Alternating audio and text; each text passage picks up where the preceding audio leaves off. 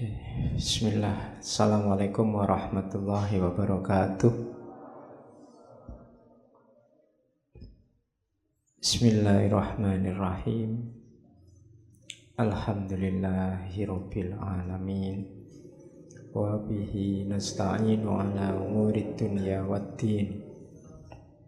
Allahumma sholli wa sallim wa barik ala habibina wa syafi'ina Sayyidina wa maulana Muhammadin wa ala alihi wa ashabihi wa man tabi'ahum bi ihsanin ila yaumiddin.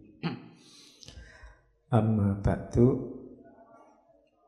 Bismillah, kita awali ngaji kita malam hari ini pas di hari libur, hari Isra Mi'raj. Harusnya temanya Isra Mi'raj ya. Cuma ya enggak apa-apa, kita cari tema lain.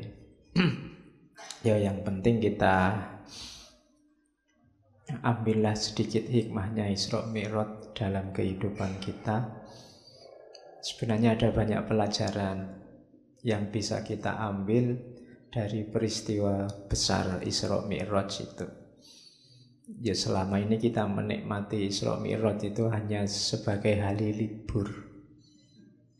Banyak momen-momen penting yang kita nikmati hanya sekedar sebagai hari libur. Masih ada 1 Muharram, masih ada Maulud Nabi, Hari Raya Idul Fitri, Idul Adha. Kita temui momen-momen itu setiap tahun hanya sebagai libur. Termasuk Isra Mi'raj ini. Ya banyak kapan-kapan kita ngaji itu ya. Ibnu Arabi pernah nulis tentang Isra Mi'raj itu secara ruhaniyah. Beliau nulis kitab yang judulnya Al-Isra ila Maqamil Asra. Itu perjalanan rohaninya seorang sufi dengan benchmarknya peristiwa Isra Mi'raj. Dari Isra Mi'raj kita juga bisa belajar bagaimana akal itu sangat terbatas. Isra Mi'raj itu salah satu mukjizat, makanya ayat yang menjelaskan Isra Mi'raj itu kan diawali dengan kata-kata subhana. Subhanalladzi asra bi abdihi lailan dan seterusnya. Maha suci Allah, maha besar Allah, menunjukkan kebesarannya Allah. Karena itu kalau ada yang tanya, apa masuk akal Pak Isra Mi'raj itu? Harus tidak masuk akal, wong itu mukjizat.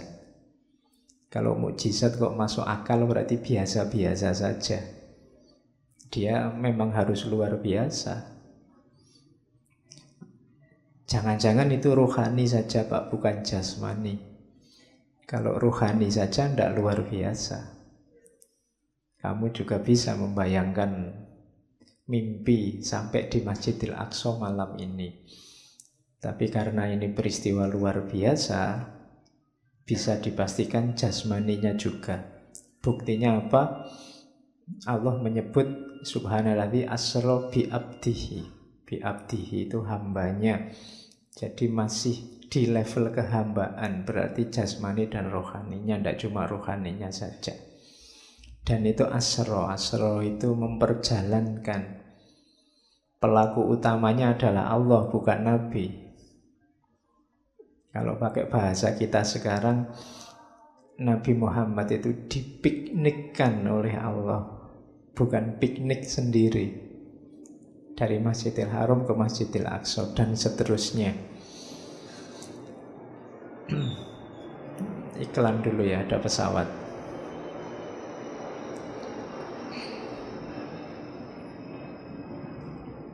Ya termasuk gimana level-level perjalanan rohani kita. Kalau di Isra Mi'raj kan ada cerita ketemu para nabi itu kan. Dan urut para nabi itu urut semacam perjalanan rohani.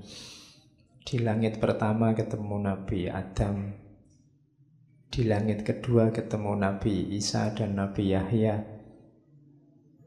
Di langit ketiga ketemu Nabi Yusuf. Di langit keempat ketemu Nabi Idris, simbol intelektualitas. Nabi Yusuf simbol kematangan. Nanti Nabi Isa, Nabi Yahya simbol kepemudaan, gairah. Kemudian di langit kelima ketemu Nabi Harun yang pinter orasi, pinter ceramah. Di langit keenam ketemu Nabi Musa yang tegas. Di langit ketujuh ketemu Nabi Ibrahim, puncaknya spiritualitas. Ini momen-momen perkembangan rohani. Ada maknanya, cuma kapan-kapan saja yang ngomong itu. Sekarang sudah kita sepakati untuk bulan ini kita ngomong tentang akhlak lagi, moral lagi. Ya, mendinginkan mesin lah ya. Sebelum kita memasuki bulan Ramadan, kita bersih-bersih, kalau orang Jawa kan gitu. Setelah kemarin-kemarin kita ngomong barat-barat yang agak agresif, yang mungkin di beberapa hal tidak cocok sama hidup kita, bulan ini kita dinginkan mesinnya dengan akhlak. Kebetulan malam ini kita ketemu kakek kita sendiri dari Indonesia. Kita ketemu beliau. Insya Allah sudah sangat terkenal dan sangat kita kenal. Profesor Dr. Haji Abdul Karim Amrullah. Saya tidak harus banyak cerita tentang beliau ini, pasti kalian sudah tahu. Kalau belum tahu, kebangetan. Ya, kalau di toko-toko yang lain saya kasih pengantar lahir kapan, momen-momen krusial dalam hidupnya kapan. Kalau ini saya kira tidak usah. Kalau ada yang masih belum, cepat-cepat setelah ini pulang dibaca ya riwayat hidup beliau. Bagaimana perjalanan hidup beliau. Akan ada banyak momen yang sangat banyak yang bisa kita teladani. Oke, cuma malam ini kita tidak akan bahas semua. Saya hanya bawa satu bukunya beliau, Lembaga Budi. Sedikit saya cerita tentang budinya Hamka ini. Hamka ini dikenal sebagai tokoh yang selain istiqomah, beliau juga budinya baik. Mudah memaafkan, kemudian tidak kaku dalam beragama. Ada cerita Hamka ini nanti aktivitasnya dari Masyumi, nanti kemudian Muhammadiyah. Tapi banyak cerita tentang bagaimana kalau urusan yang ikhtilafiyah, Hamka ini toleran. Beliau banyak disengsarakan oleh rival-rival politiknya, tapi nanti di akhir hidupnya bisa memaafkan. Bahkan rival-rival ini minta tolong beliau, seperti Soekarno, Muhammad Yamin. Itu di akhir-akhir hidup mereka inginnya disolati dan didoakan oleh Hamka setelah meninggal, termasuk sama Pak Pramudia. Pak Pramudia itu dulu sama Hamka ada sedikit masalah karena lewat hariannya Pak Pramudia, Hamka ini nanti diserang, dituduh plagiat. Cuma nanti belakangan waktu Pak Pram ini mau mantu, anaknya namanya Astuti, sama Pram, calon mantunya disuruh belajar agama dulu ke Hamka. Dan sama Hamka ya enggak apa-apa, enggak mentang-mentang dulu mantan musuh lah kok enak, enggak ada gitu. Tetap diajari, diislamkan. Itu budi namanya. Oke, kenapa judulnya bukan akhlak tapi lembaga budi? Itu perlu kita bahas. Budi itu dari bahasa Sanskerta. Ya, masih ingat kan Buddha itu mengalami pencerahan di bawah pohon Bodhi, masih satu akar kata. Kita juga punya istilah budaya, masih satu akar kata. Orang zaman dulu di naskah-naskah buku-buku ilmiah zaman dulu sering pakai istilah tidak cuma akal, tapi selalu akal budi. Tidak sekedar rasio, tapi ada kalimat budinya. Kemudian ada juga budi pekerti. Itu kalian harus cari rahasianya. Jangan-jangan orang dulu lebih arif daripada kita dalam penggunaan istilah-istilah. Budi dari bahasa Sanskerta kadang diartikan akal memang, tapi lebih dekat pada makna kesadaran atau akal yang sadar. Itu budi. Makanya ada budi pekerti, berarti tindakan yang dilandasi oleh kesadaran. Dan itu nanti hasilnya ya bermoral. Ada juga akal budi. Jadi akal yang dijalankan dengan penuh kesadaran, penuh pertanggungjawaban. Jadi di buku-buku filsafat zaman dulu itu juga pakai istilah akal budi, tidak cuma akal. Apalagi akalnya double, nanti lahirnya akal-akalan. Kalau sudah akal-akalan bukan akal lagi. Ya. Makanya kita ada hutang budi.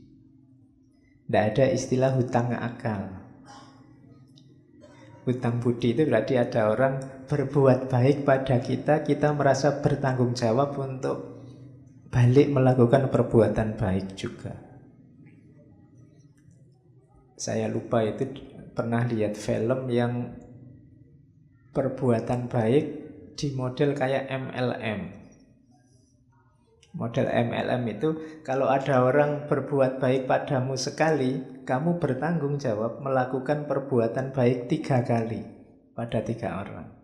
Nanti yang dapat perbuatan baikmu sekali ini juga dia bertanggung jawab cari downline untuk berbuat baik juga 3 kali ke bawah.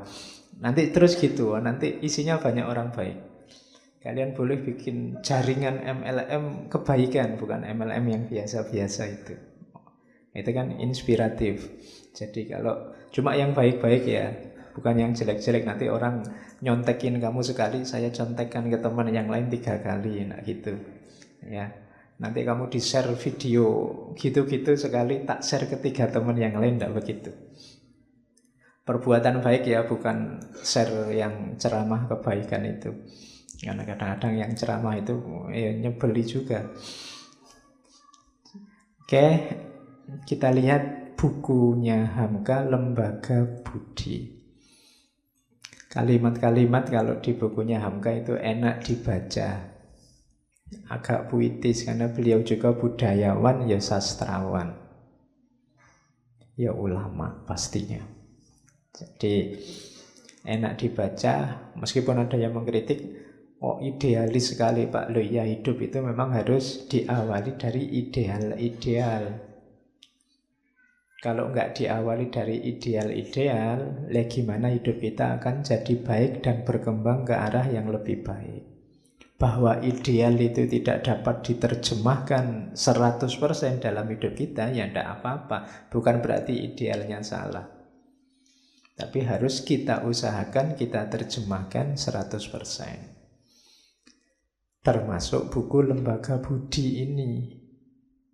Kemudian yang kedua, mungkin kalau kalian baca, karena kalian sudah levelnya mahasiswa, mungkin rasanya kok sudah tahu semua Pak. Kok rasanya biasa-biasa saja, tidak ada yang baru, kan kamu sering gaya begitu. Itu argumennya 2. Yang pertama, yang diomongkan mungkin sejenis fitrah manusia untuk berbuat baik.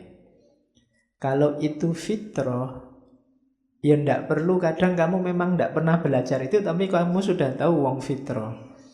Kayak jujur, baik pada orang lain, itu kan mungkin fitrah kita. Jadi ya kita pasti tahu wong itu sudah ada dalam diri kita.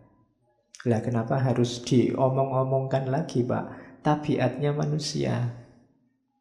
Manusia itu kadang sudah tahu tapi sering lupa, atau sering cuek, atau sering alpa. Kamu menyebutnya khilaf. Cuma khilaf kok ya terus-terusan. Khilaf pak, lupa pak, tapi ya bolak-balik begitu. Makanya diingatkan, makanya jangan dimarahi ulama-ulama kita yang temanya kok monoton itu terus. Lah wong kamu bolak-balik diulang-ulang aja ndak jalan kok. Dikasih tahu yang itu saja itu ndak jalan. Makanya mereka butuh untuk diulang-ulang. Makanya bahasanya peringatan, nadhir.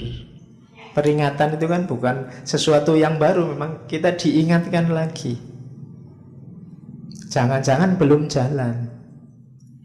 Nah, termasuk buku Lembaga Budi ini mungkin nanti isinya sangat banyak yang apa itu sudah tahu. Kan anak-anak muda kan sering nek dikasih tahu apa-apa wis tahu.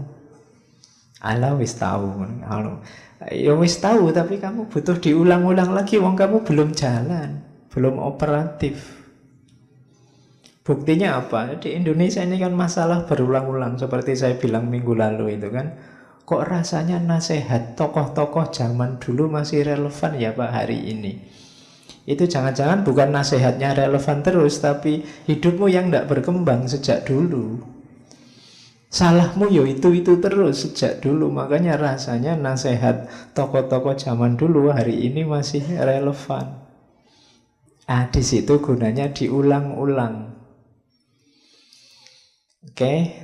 Sekarang saatnya kita bersihkan diri lewat Lembaga Budi. Bismillah ya, ini ngaji tenanan nih. Oke, yuk diawali dari di buku di pengantarnya Buya Hamka ya. Kita menyebutnya Buya Hamka. Buya itu sama ya dari bahasa Arab sih. Derivasinya kan banyak kata-kata buya itu. Ada yang jadi abi, ada yang jadi abuya, ada yang jadi abah. Kalau di Jawa Timur itu kata dasarnya sama bapak. Cuma istilah buya kalau di Sumatera Barat, di Minangkabau itu untuk orang-orang terhormat, semacam kalau di Jawa kiai, ulama. Yes, kalau dari sisi bahasanya sebenarnya sama bapak. Hari ini kan banyak yang manggilnya abi, umi, akhi, ukhti. Yon jangan dimarahi. Biasa aja sama kayak kalian manggil mas atau mbak. Cuma di situ pakai bahasa Arab, kalian pakai bahasa Jawa. Abang, none itu ya biasa. Nggak apa-apa wong panggilan. Nggak harus ribut lah untuk urusan-urusan kecil. Kecuali kalau ada ideologi-ideologi yang perlu dikritisi di balik itu baru kita diskusikan. Tapi kalau sekedar panggilan kan apa-apa. Siapa tahu dengan manggil ukhti lebih mesra. Ya, kalau manggil mbak kok rasanya non formal, tapi kalau kaifa ukhti itu kan lebih. Ya, lebih. Rasanya lebih solihah gitu. Oke. Nah, iya toh. Oke. Di bagian awal ya itu pasti bahwa Rasulullah itu tugas utamanya adalah akhlak. Itu kan hadis innama bu'istu li utammima makarimal akhlak. Jadi akhlak ini, budi ini tugas utamanya Rasulullah. Maka siapapun yang ingin mensukseskan dakwah perjuangannya Rasulullah, jadikan akhlak sebagai pedoman. Oke. Jadi diingat-ingat ini ya, hari ini parameternya, ayo kita geser sedikit keislaman kita. Parameter pertamanya akhlak.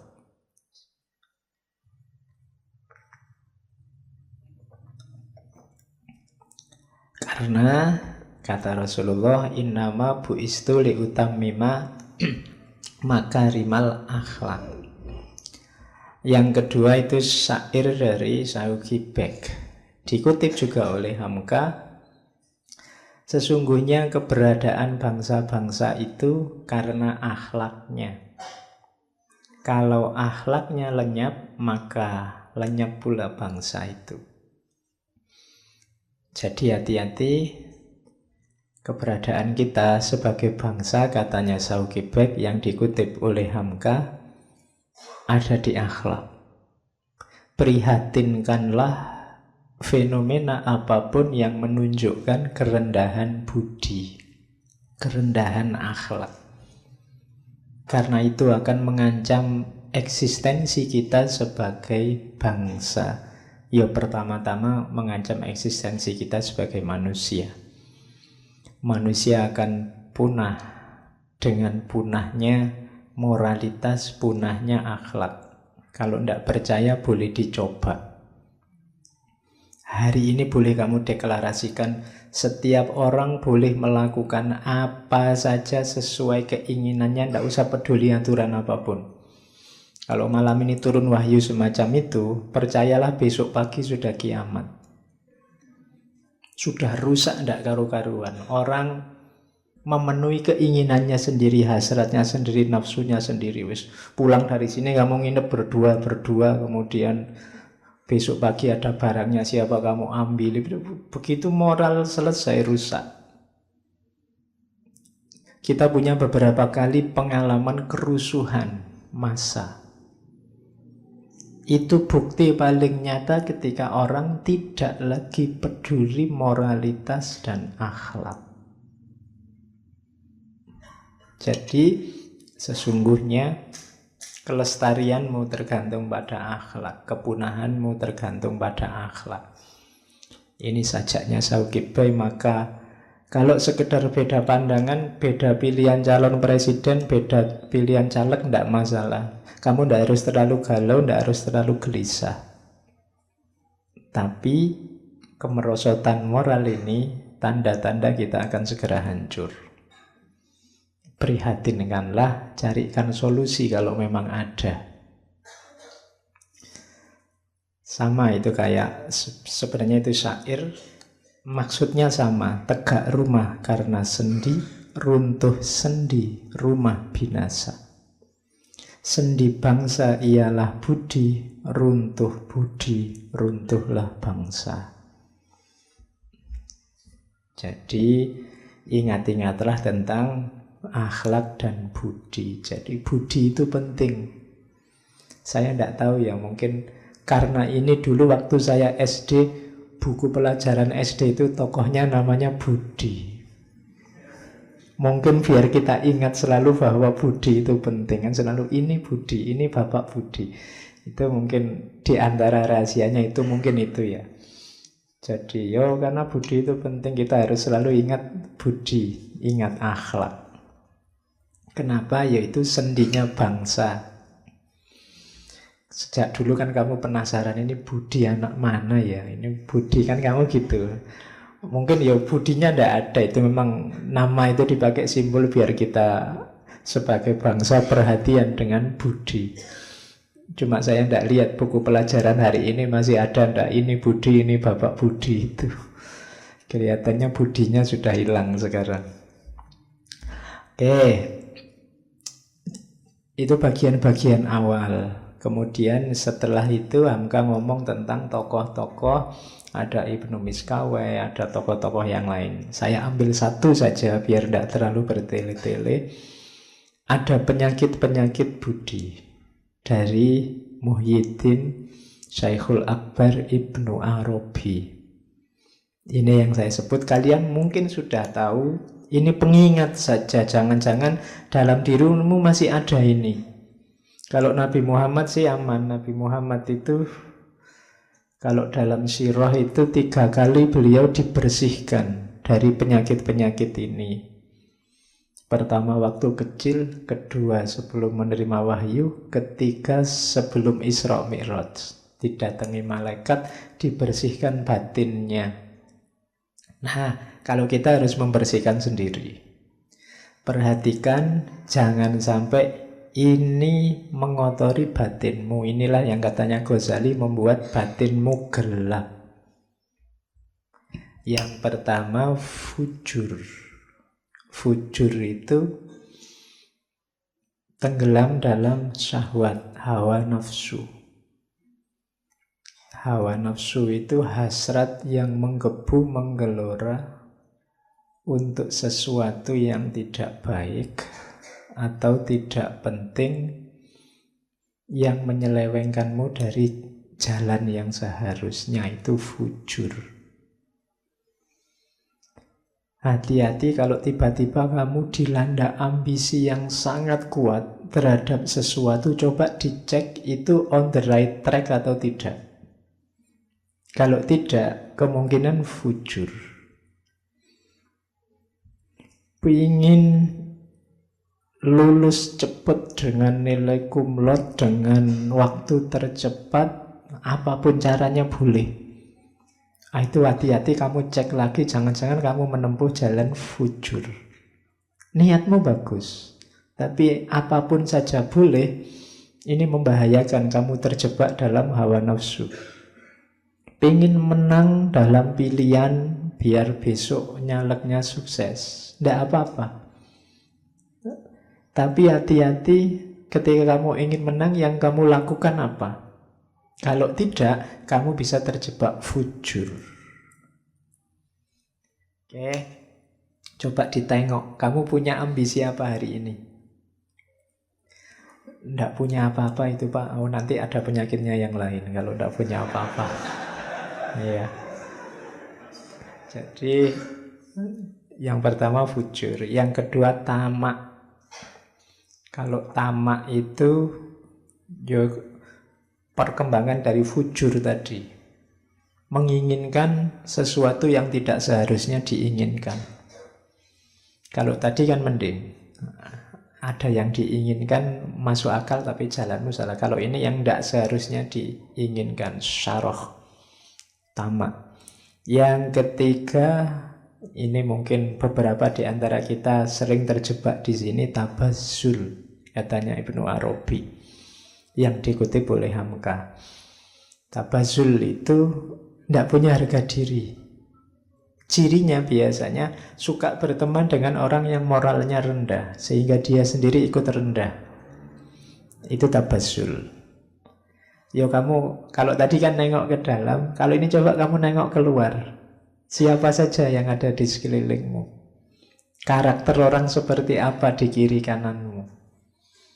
Yang di dalam ada fujur, ada syarah. Yang di luar jangan-jangan ada tabazzul tadi.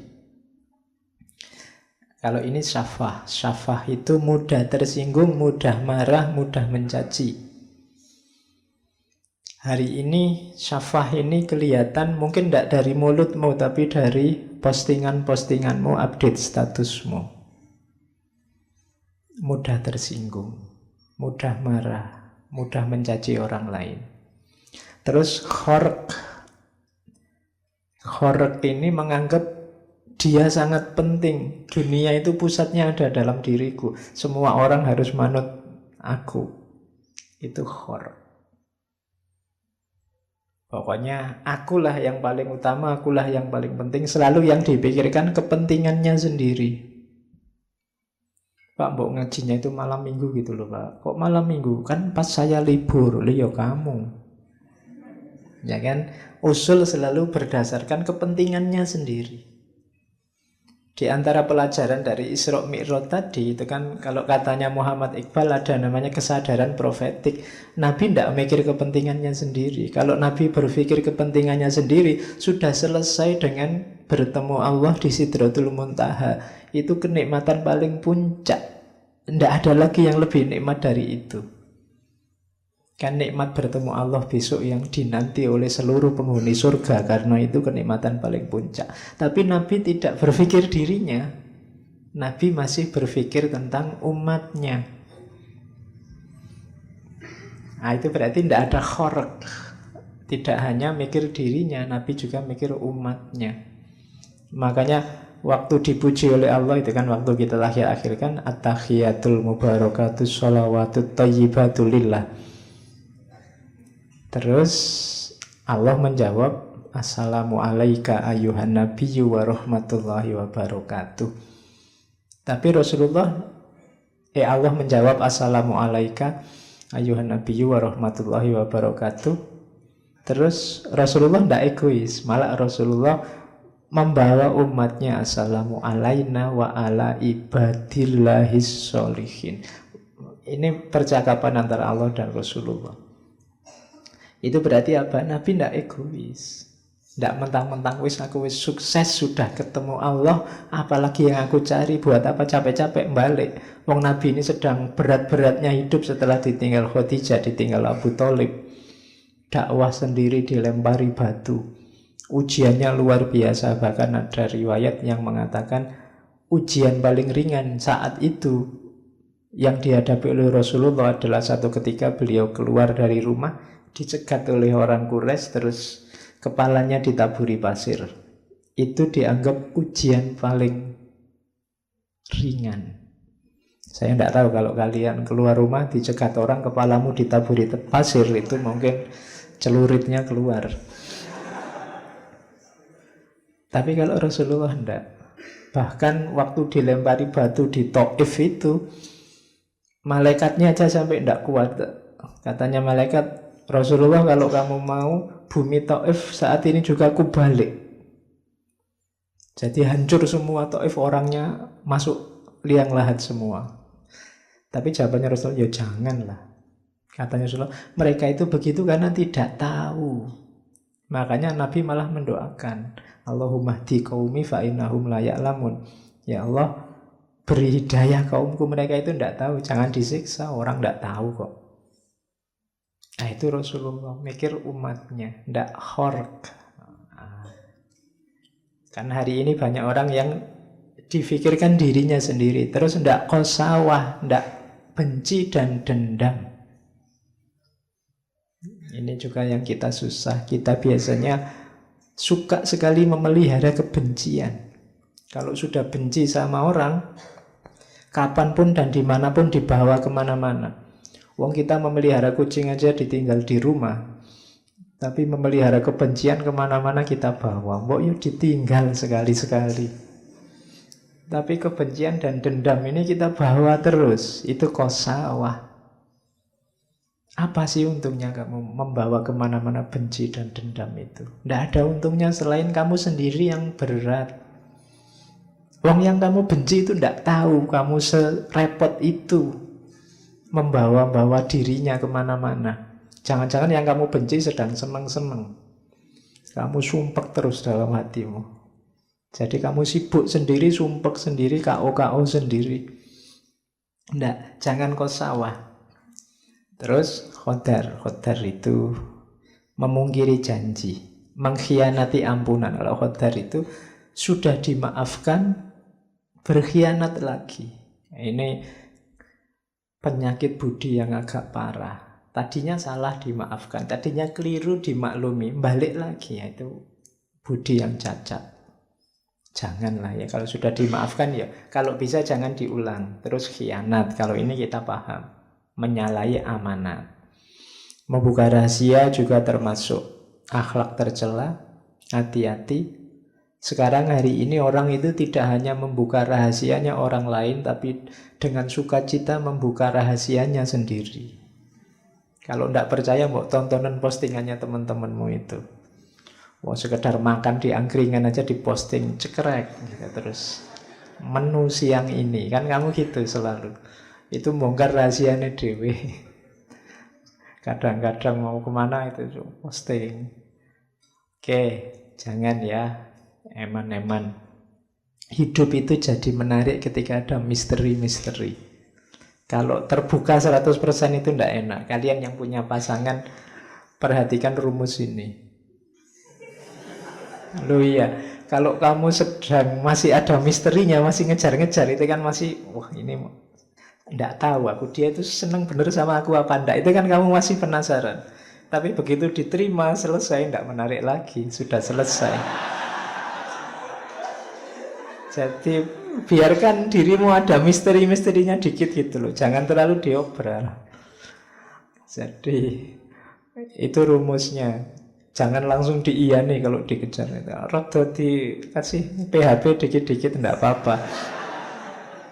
Biar penasaran ngejar-ngejar. Meskipun besok sudah jadi, usahakan masih ada yang dikejar-kejar, ada yang misteri. Bahkan agama itu menarik sampai hari ini, itu karena masih banyak misterinya. Kamu kan masih penasaran kira-kira surga besok itu ada benar apa enggak, neraka ada benar apa enggak. Bahkan kamu penasaran yang bunuh diri jadi teroris itu ketemu bidadari benar apa enggak. Itu kan misteri-misteri. Itu yang sampai hari ini orang masih. Kalau terbongkar semua misterinya itu bisa gawat. Besok orang, kalau surga cuma kayak gitu, tak bikin sendiri surga sekarang, bisa begitu. Tapi justru agama itu membuat kita terikat karena banyak misterinya. Oke, jadi jangan mudah membongkar rahasia dirimu sendiri atau rahasianya orang lain. Takabur ini pasti. Biangnya semua kerendahan budi itu kesombongan. Kemudian khobas, niat jahat, niat saja kalau bisa jangan. Awas kau, hati-hati. Enggak usah begitu. Itu sudah niat jahat. Lihat saja 3 tahun yang akan datang. Enggak usah pakai begitu. Enggak usah dilihat 3 tahun. Sekarang aja yang enak-enak, ayo bareng-bareng. Khobas namanya, enggak usah niat jelek. Bahil juga jangan. Juben, pengecut. Jangan. Pengecut itu tidak berani ngambil resiko. Hasad, ini kita sudah tahu. Jelek hatinya. Ingin orang lain susah. Kalau ada orang lain senang, dia sumpek. Itu hasad. Susah lihat orang lain senang, senang lihat orang lain susah. Itu berarti hasad. Hari ini tidak sadar kita sering hasad. Khususnya pada orang yang beda dengan kita. Termasuk yang beda pilihan dengan kita. Kalau kubu sana jelek, alhamdulillah. Ya kan? Kamu kan gitu setengahnya. No, bener toh? Nah, kamu mesti gitu. Itu namanya seneng lihat yang lain jelek. Dan susah kalau lihat yang lain baik. Sebenarnya diam-diam di hatimu ada rasa hasud. Dan kita disuruh berdoa untuk berlindung dari orang-orang yang hasud ini di surat Al-Falaq.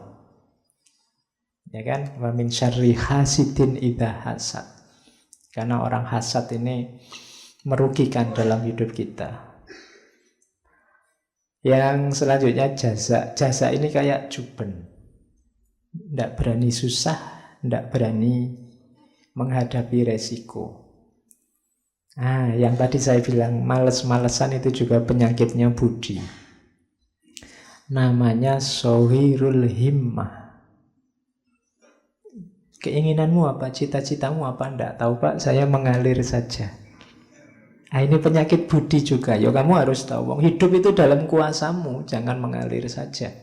Arahkan ke yang baik-baik sesuai yang kamu tahu. Lakukan yang bagus-bagus sesuai keinginanmu. Jangan sohirul himmah. Harus punya target. Syukur-syukur lengkap. Jangka pendek saya ingin ini, jangka panjang saya ingin itu, jangka menengah saya ingin ini. Itu lebih bagus. Ada himmah. Untuk urusan agama Pak, saya ingin 5 tahun ke depan saya sudah bisa rajin sholat tahajud, hafal surat Yasin bisa. Itu namanya target. Kalau untuk urusan studi saya ingin 2 tahun lagi lulus, karena kalau enggak mesti DO. Terus untuk caranya begitu. Jangan sohirul himmah, ndak punya karep. Kelemahannya anak muda hari ini banyak yang ndak jelas. Cita-citanya apa, keinginannya apa.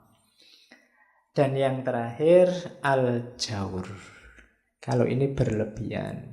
Ya baik sih, cuma apa-apa itu ada kadarnya. Harus tahu takarannya. Jangan over. Semua yang over itu jelek. Termasuk kebaikan. Ada beberapa kebaikan yang kalau over ya jelek. Islam itu suka keseimbangan. Nabi Muhammad itu mengkritisi kalau ada sahabatnya yang sholat terus, ibadah terus, itu dimarahi sama Nabi. Yo sholat, yo istrimu diopeni, yo kerja. Jadi imbang antara dunia akhirat. Keseimbangan ini menunjukkan bahwa Kita jangan berlebihan. Akhirat ya, dunia ya. Oke, jadi ini penyakit-penyakit budi menurut Ibnu Arabi yang dikutip oleh Hamka. Jadi cara paling gampang untuk belajar budi ya cari penyakitnya.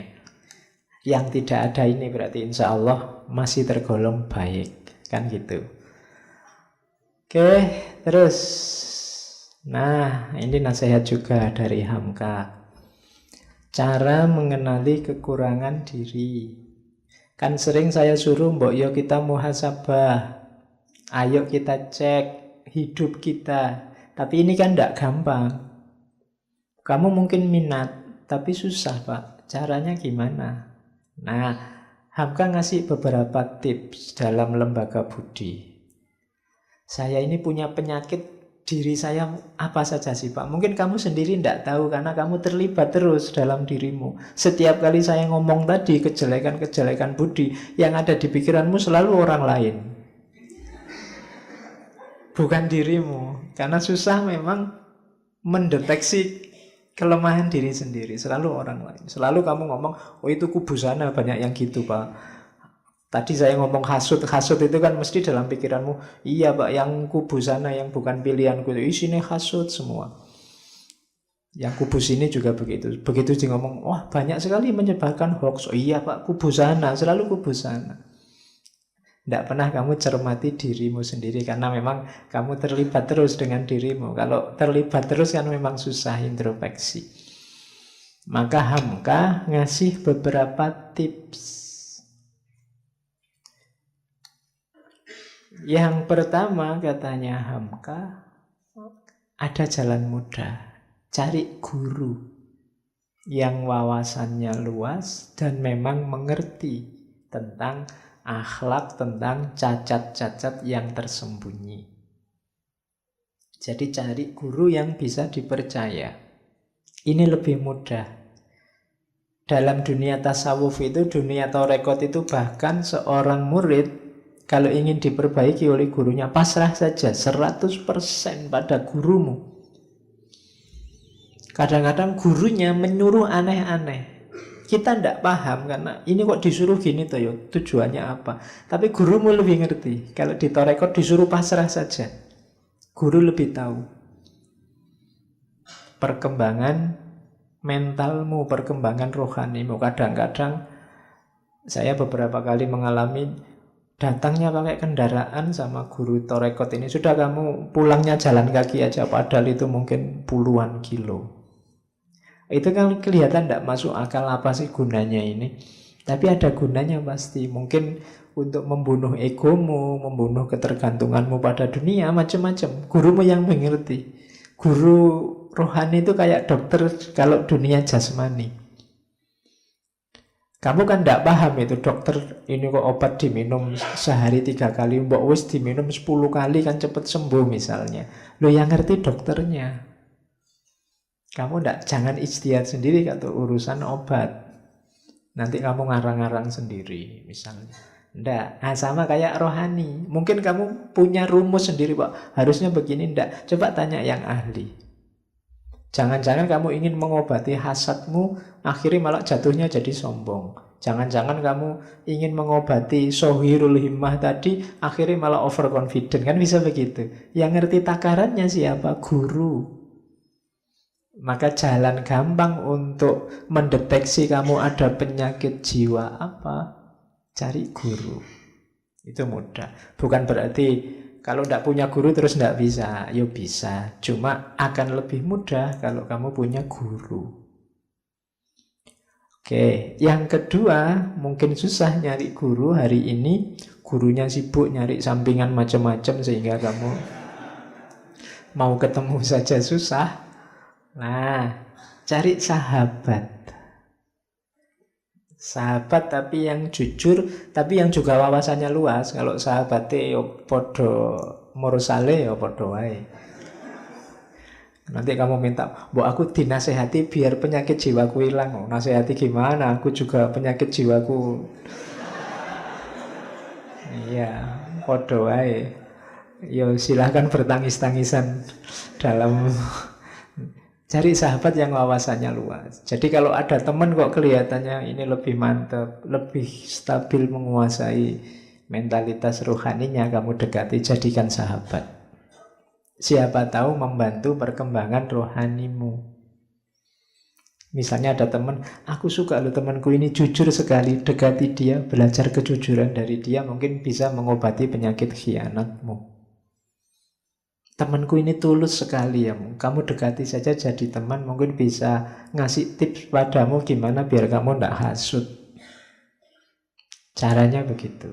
Cari sahabat, cari teman yang berpandangan luas sesuai kebutuhanmu. Yaitu kalau kalimatnya Hamka juga yang beragama, serius sama agamanya. Biasanya lebih mudah dipercaya. Sahabat tidak punya, guru tidak punya. Ada tips lagi. Dengarkan musuhmu. Ini agak unik. Musuh itu biasanya yang bisa cepat menemukan jelekmu di mana. Iya, musuh itu kan selalu nyari jelekmu ada di mana. Berarti gampang. Kalau kamu ingin saya itu jeleknya di mana, kok tidak tahu, cari musuhmu. Aku itu salah apa padamu? Nah, dengarkan jawabannya. Ya. Oh, berarti salahku di situ. Nah, diperbaiki. Emangnya kamu ku buat sakit apa? Oh, terus dia jawab kan meskipun sambil maki-maki.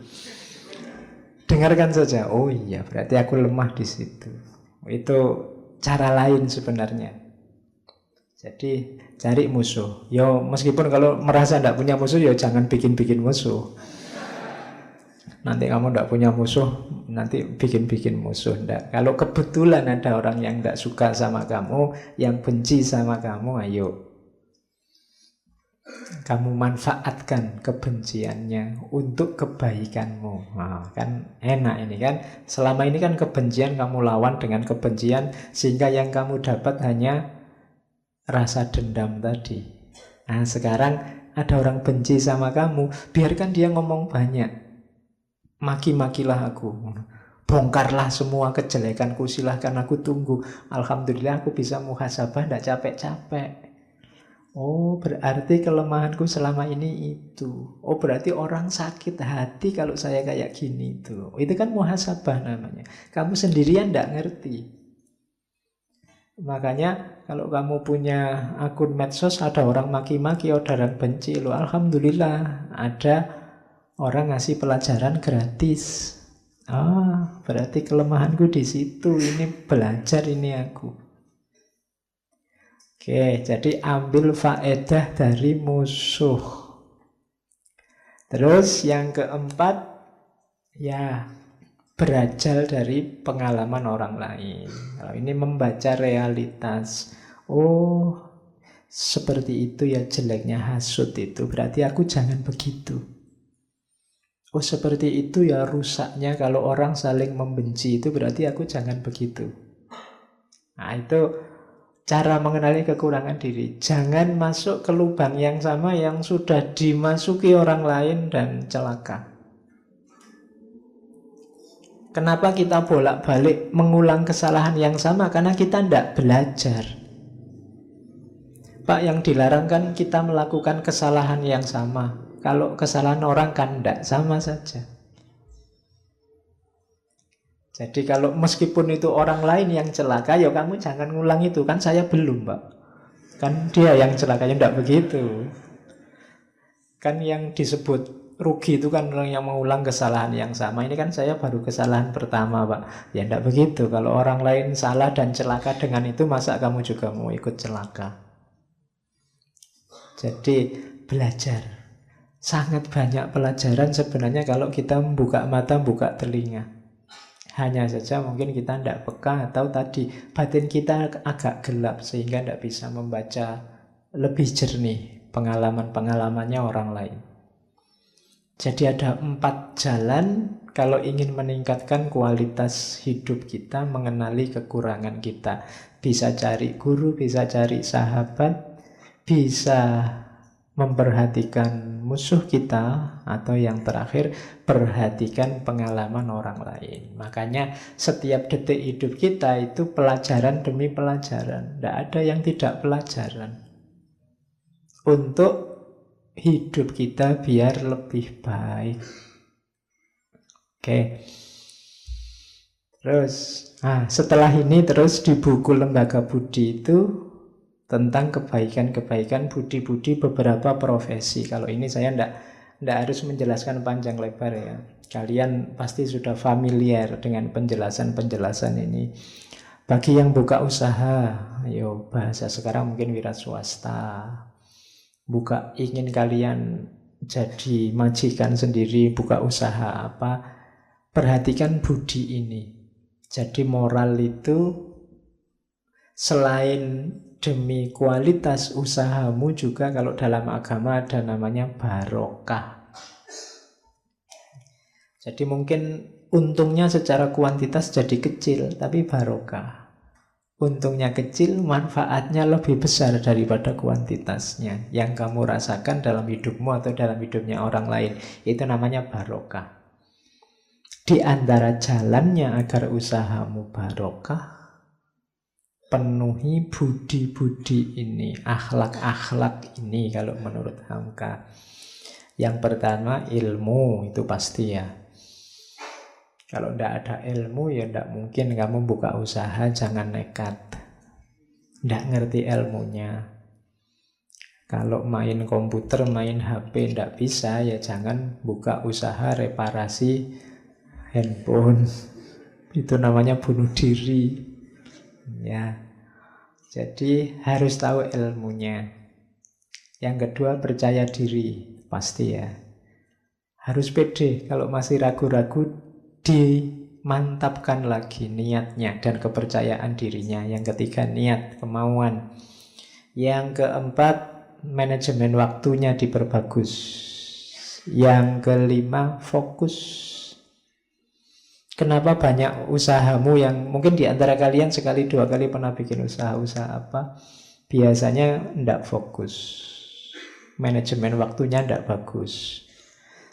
Kemudian yang selanjutnya jujur, itu pasti ya, dan amanat, menjaga kualitas, memahami keinginan orang banyak, ngerti yang diinginkan pasar. Promosi juga tidak usah ragu-ragu dan pintar melayani. Jadi ini untuk orang-orang yang ingin buka usaha, yaitu penjelasan tiap subnya banyak, silahkan dibaca sendiri. Bukunya kelihatannya bisa kamu di Google Book juga ada, beli tapi ya. Iya loh, kamu goleknya gratis terus. Kayak gini mungkin kamu lumayan, tidak usah baca bukunya Pak, dengerin ngaji ini selesai. Ya, dibacalah demi tadi barokahnya ilmu. Oke, kalau memang ingin serius mengkaji ini ya dikaji, dicari bukunya, ya pinjam-pinjam di perpus, kelihatannya juga banyak. Terus kalau pedagang ini jangan spekulasi. Spekulasi itu ya kayak kamu borong semua terus kamu timbun, besok kalau sudah barang langka kamu keluarkan sehingga harganya mahal, itu tercela. Jangan bersentuhan dengan uang palsu. Yang palsu-palsu tidak terpuji di ranah apapun. Uangnya palsu, barangnya palsu, orangnya palsu. Itu pasti tidak barokah. Jalur yang jelek, mungkin kamu dapat sesuatu kan. Kamu sering kadang-kadang ditelepon orang nipu, WA-mu dibajak untuk nipu, itu kan kita sumpek dengan itu. Orang yang melakukan penipuan merasa asing, penting untuk duit, beres. Tapi hidup kita tidak sesederhana itu sekedar dapat uang. Ada namanya manfaat dan barokah. Mungkin kamu dapat uang banyak, tapi kalau tidak barokah, tiba-tiba kamu sakit, sebanyak apapun uang hanya habis untuk pengobatan. Itu namanya, orang menyebutnya tidak barokah. Jadi jangan hanya mengejar kuantitasnya. Wah, kalau saya punya uang 1 miliar Pak, apa saja saya beli. Kamu dapat 1 miliar terus masuk penjara. Apa yang mau kamu beli, kamu di penjara. Nanti hartamu disita semua, tidak cuma yang 1 miliar itu, akhirnya semuanya habis. Nah, itu namanya tidak barokah.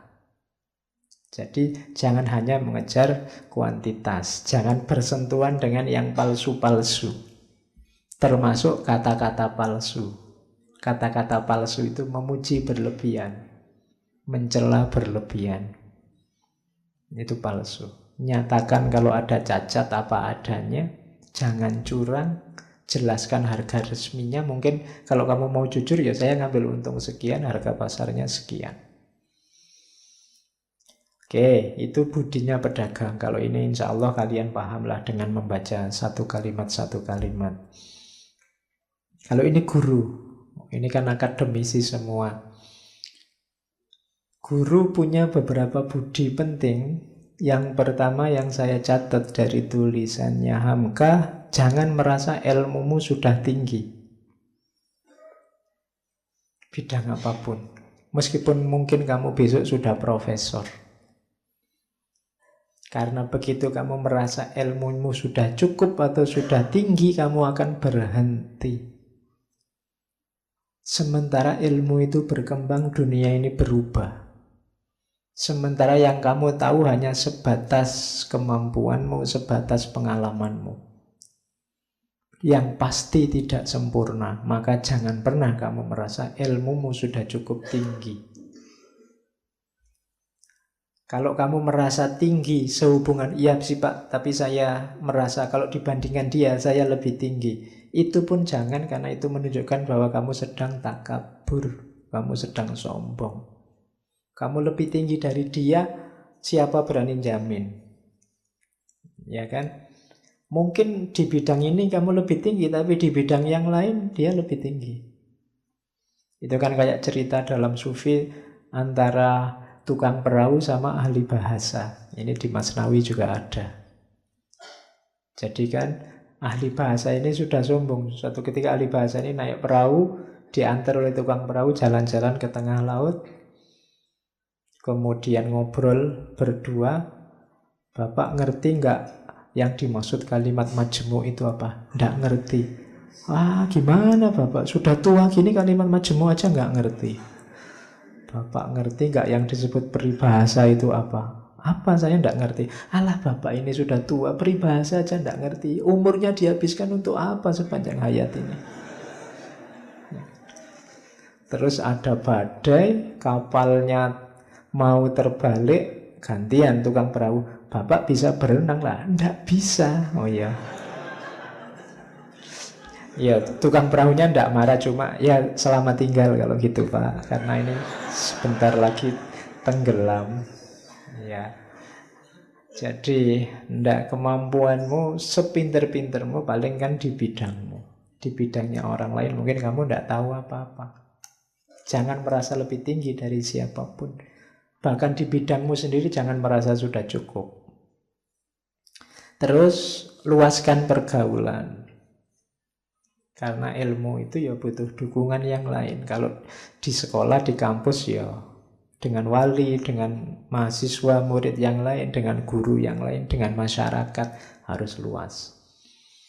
Terus kalau yang kedua luas, yang ketiga luas.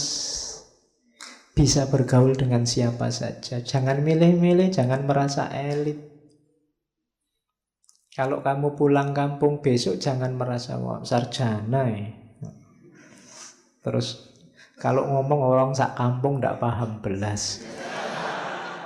Ya. Kamu pakai bahasa tinggi-tinggi, menjelaskan santai-santai, kamu terus tanya, ini hermeneutiknya bagaimana? Ya. Nah, kamu kan sering gitu. Ya wong kampung ya tola-tola hermeneutik panganan opo. Iya, ya kamu dipinterkan, kamu pinter ini kan diberi kesempatan oleh masyarakat. Bahkan mungkin ada anggaran, dana-dana masyarakat terlibat untuk subsidinya kampus-kampus. Ya besok kamu harus memberi manfaat ke mereka. Jangan malah menyusahkan mereka. Kan hari ini banyak orang pinter itu yang isinya cuma menyusahkan. Setiap kali dia ngomong, besok pagi ada masalah muncul. Kan ada yang begitu, ya mbok jangan. Ilmu juga butuh barokah. Barokahnya ilmu itu, ya ilmu jadi solusi dari banyak masalah. Usahakan setiap kali kamu ngomong, besok pagi ada masalah terselesaikan. Itu ilmumu barokah. Jangan sebaliknya, begitu kamu ngomong masalah muncul. Terus kamu diem aja, kalau gitu nggak usah ngomong. Wong ya kamu cuma bikin susah. Oke, terus luwes ya, bisa kemana-mana, terus bisa memberi petunjuk, bisa membuka. Kalau ada muridnya, Pak, saya kok buntu ini, tidak bisa mikir, kamu bisa buka pikirannya.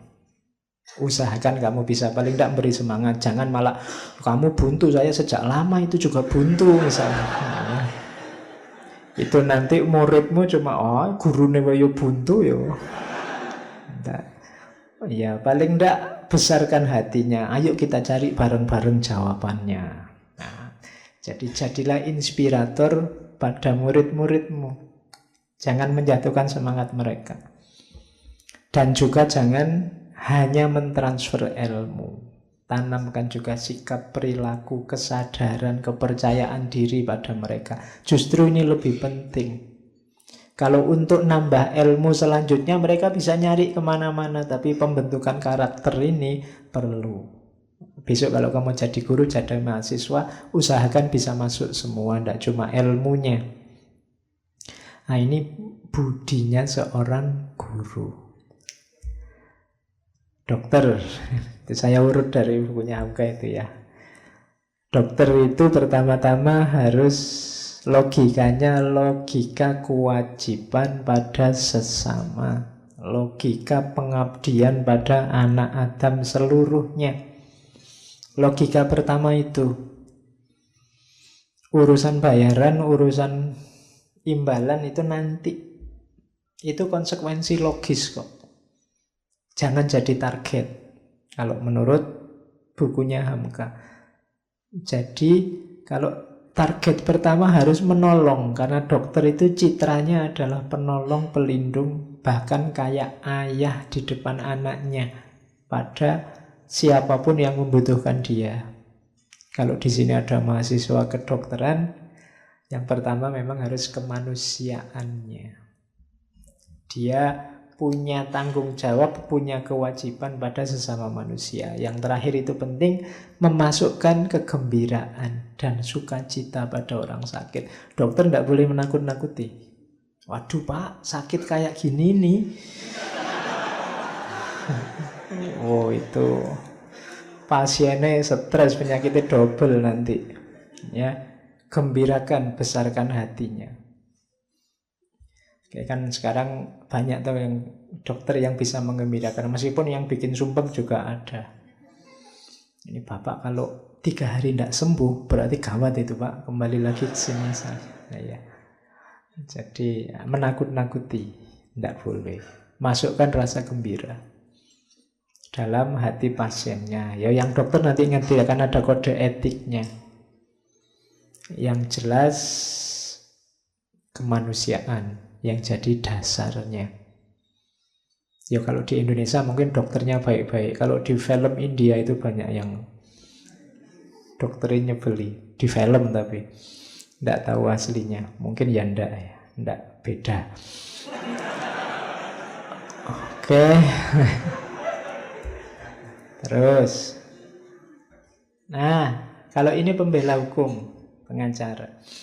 Pembela hukum itu kalau dulu namanya pokrul. Hati-hati, ada yang jelek, ada yang bagus. Yang jelek itu dulu dikasih nama pokrul bambu. Bambu itu bahasa Jawane pring. Kan banyak orang kayak Sosro Kartono itu memaknai bambu sebagai positif. Tapi kalau ini bambu dengan makna negatif. Pokrul bambu itu orang yang banyak ngomongnya tapi isinya kosong. Kalau kamu bikin kentongan dari bambu itu kan dipukul kan keras itu. Tapi jangan isinya nggak ada apa-apanya. Keras di luar, dalamnya kosong. Lebih banyak nipunya daripada benernya. Ini namanya pokrul bambu. Bener salah nggak penting, yang penting aku ngomong biar menang. Itu disebut pokrul bambu. Dari pokral bambu ini nanti terkenal istilah debat kusir. Debat kusir itu yang debat yang tidak produktif, yang dicari menang kalah. Logikanya tidak runtut, yang penting menang. Orang-orang semacam ini disebut pokral bambu. Nah, kalau kalian lihat TV nanti banyak. Tidak ada isinya ngomong tok, yang penting menang. Dia sudah puas kalau lawan bicaranya jatuh. Targetnya cuma itu, bukan perbaikan sosial, bukan kemuliaan kemanusiaan. Yang penting musuhnya kalah, mau itu tok. Itu namanya pokral bambu. Yang baik itu pembela hukum ya pokral, tapi pokral yang bertanggung jawab, berilmu, berpengetahuan, bijaksana, kuat hujahnya. Jadilah pembela hukum yang baik. Kemudian yang diperjuangkan ya hanya kebenaran. Tidak peduli apapun selain keadilan. Mungkin dapat tugas membela yang salah, ya dibela agar yang salah ini seandainya dapat hukuman sesuai dengan kesalahannya.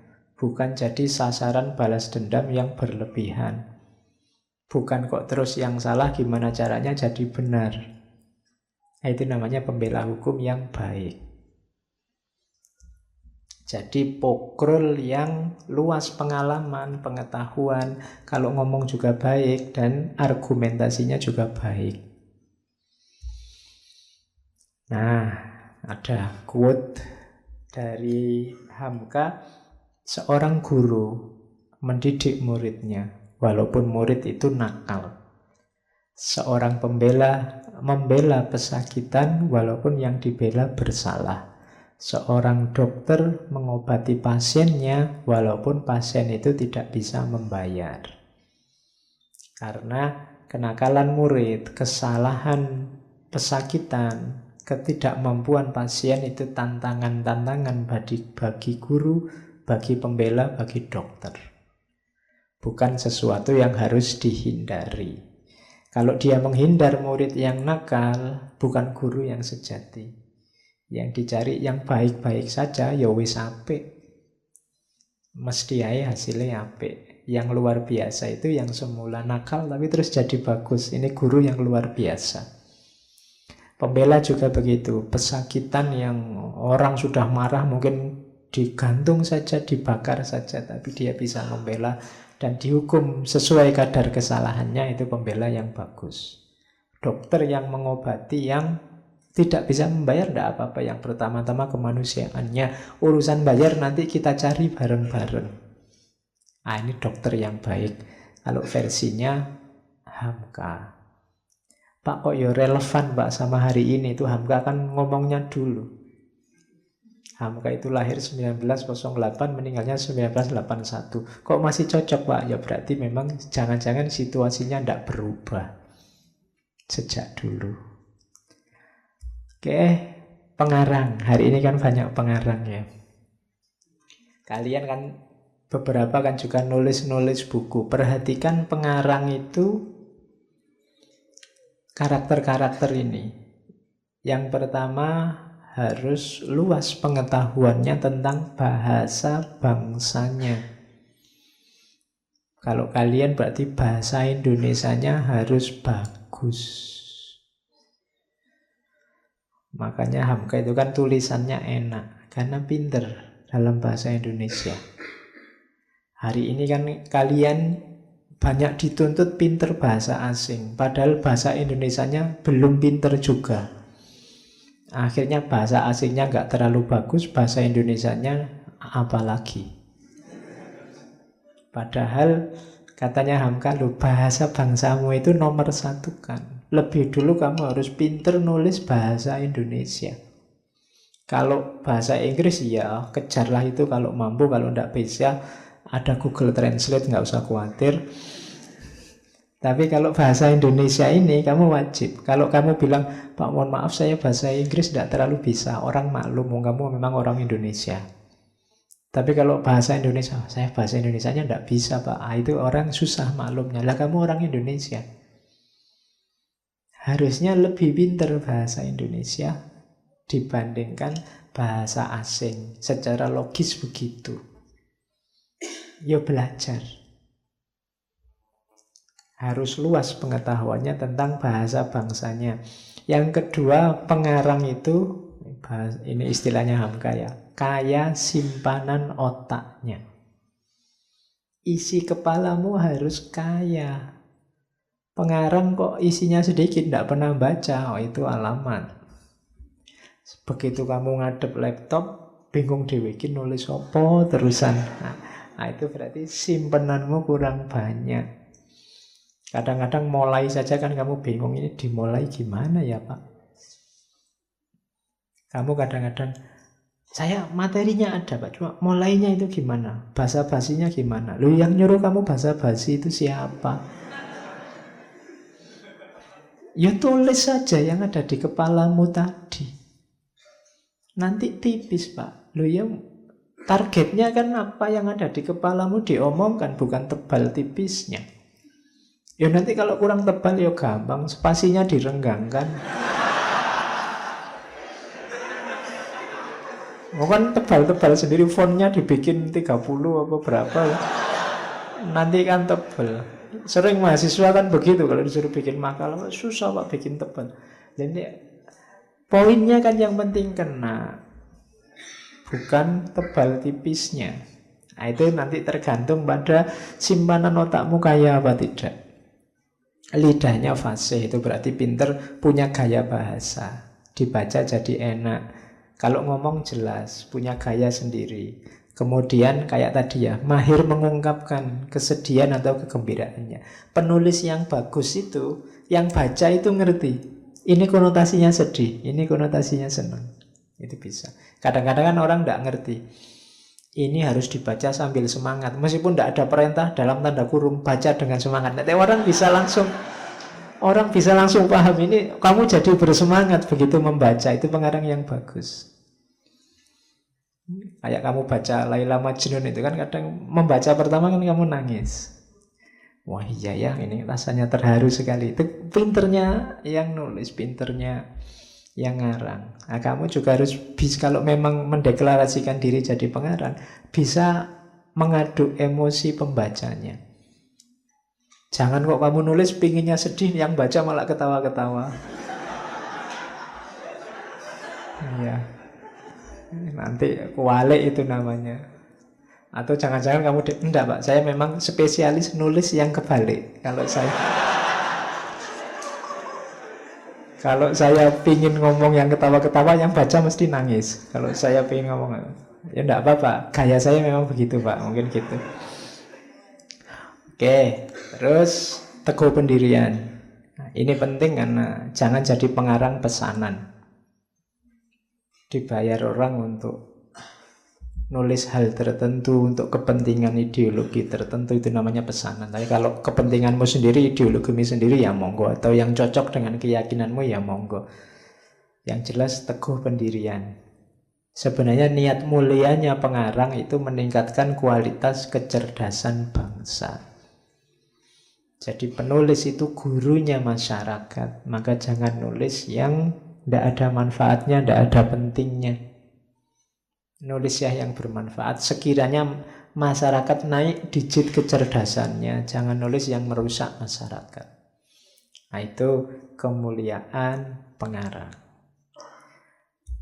Oke, sekarang kita mulai bagian renungan budinya. Di bagian belakang buku Lembaga Budi itu ada 99 renungan tentang akhlak, tentang budi. Cuma saya tidak mungkin bawa 99 ke sini. Saya ambil dengan rumus sakarepku dhewe. Ya, ini kan cuma untuk menarik kalian tadi. Kalau pengen tahu 99 apa saja, ya baca sendiri. Saya bawa ke sini yang menurut saya mood aja untuk saya sampaikan di sini. Yang pertama, ini bukan yang paling awal sebenarnya. Kerap kali orang tua menyesali pemuda dan menuduhnya bekerja terburu-buru dan kurang pikir. Kerap kali orang muda menuduh orang tua lamban. Lamban bertindak dan terlalu banyak berpikir. Katanya Hamka, alangkah sibuknya dunia kalau pimpinan hanya di tangan yang muda-muda. Dan dunia akan membosankan karena lamban geraknya kalau pemimpinnya hanya yang tua-tua. Gabungan di antara gelora semangat yang muda dan renung pikiran yang tua itulah yang menimbulkan keseimbangan dalam hidup. Ini jangan disambungkan sama pilpres ya.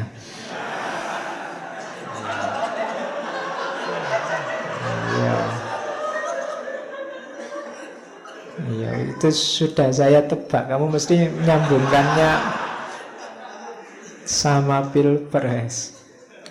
Ya. Jadi ini sebenarnya Bangka mau ngomong hidup itu ya ada, kalau bahasa anak sekarang, ada ngegasnya, ada ngeremnya. Ya, kamu harus sadar kapan ngegas, kapan ngerem. Ngegas itu simbolnya yang muda-muda, ngerem itu simbolnya yang tua-tua. Kalau kamu ngegas terus, gawat hidupmu. Nanti ada apa-apa kamu ndak ngatasi terus tabrakan. Atau yang penting-penting kelewatan. Kalau kamu ngerem terus, lah kapan maju nih? Kan gitu. Hidup ini ya perlu maju, tapi ya ndak gas terus-terusan. Kolo-kolo ya ngerem. Ngerem itu gunanya apa? Merenung, introspeksi. Apa ya sudah benar yang tak jalanin ini. Oh masih benar, jalan lagi. Sampai beberapa waktu dicek lagi, direm lagi, dievaluasi lagi. Jangan evaluasi terus, nanti ndak maju-maju. Nanti kamu punya organisasi, kita rapat ya tiap siang, gawenane rapat, terus kerjane kapan? Nanti keputusan rapat siang ini adalah kita akan rapat lagi Jumat besoknya. Iya. Keputusan rapat kok untuk rapat lagi itulah. Jadi, ya jangan ngerem terus lah. Kapan kerjanya, kapan jalannya. Ning ya jangan jalan terus. Kita butuh evaluasi, ngecek sudah sesuai jalurnya apa enggak. Jadi hidup ini kamu harus, meskipun kamu masih muda ya tetap harus ada ngeremnya. Jangan mentang-mentang masih muda ngegas terus. Atau kalau ada yang sudah tua, ya jangan ngerem terus. Karena takut tabrakan saya Pak, tak rem terus. Ya ndak maju-maju, kamu hanya di garasi saja. Ndak keluar rumah itu namanya. Ya keluarlah, majulah, cuma jangan asal maju. Nah, itu nasihat pertama dari renungan budinya Hamka. Jadi hidupmu begitu, makanya umat Islam itu dalam setahun disuruh ngegas, waktu Ramadan ngerem. Jangan digas terus, ayo kita evaluasi. Makanya ngaji ini ya Ramadan libur lah, enggak apa-apa, waktunya ngerem. Kalau digas terus, filsafatan terus, puyeng kamu. Ada ngeremnya. Atau filsafat kok barat terus, barat itu kan cenderungnya ngegas. Gagasan-gagasannya progresif. Yo ganti sekali-sekali timur. Timur cenderungnya harmoni, cenderungnya agak ngerem. Yo barat, yo timur. Jangan timur terus. Alam gaib terus, alam batin terus. Susah nanti kamu hidupnya. Tidak bisa tanding di dunia nyata. Tapi juga jangan barat terus, progres terus. Nanti kamu kering hidupmu. Jadi ini sebenarnya pelajaran keseimbangan, bukan pelajaran pilpres. Ya, kamu kan sudah seneng. Wah cocok jagoku Pak, mesti ngono kamu. Iya, enggak. Oke, kan dua-duanya sudah kombinasi kalau menurut saya. Oke ya, pokoknya enggak usah dibawa ke sana. Terus, nanti kamu potong terus, kamu upload di Instagram, capture gambar itu, nanti ngawatiri itu. Terus, renungan kedua. Di setiap zaman, katanya Hamka, ada saja orang yang menguntui zamannya. Dia tidak puas dengan zamannya itu. Banyak kita dengar orang-orang tua mengutuk zamannya, lalu menghayalkan kembali ke zaman yang telah lampau atau bernostalgia. Setengah orang lagi dari kalangan yang muda-muda mengutuki zamannya pula, lalu menghayalkan zaman depan yang penuh harapan. Pada hakikatnya tidak ada satu zaman pun yang sempurna baik, dan tidak ada satu zaman pun yang sempurna buruk.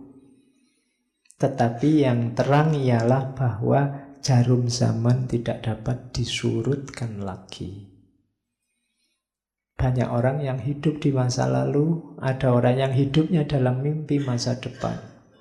Kenapa? Dia tidak puas dengan zaman sekarang. Inginnya di masa lalu. Padahal orang masa lalu juga tidak puas dengan zamannya itu. Mungkin besok di masa depan kita juga tidak puas dengan zaman kita yang akan datang.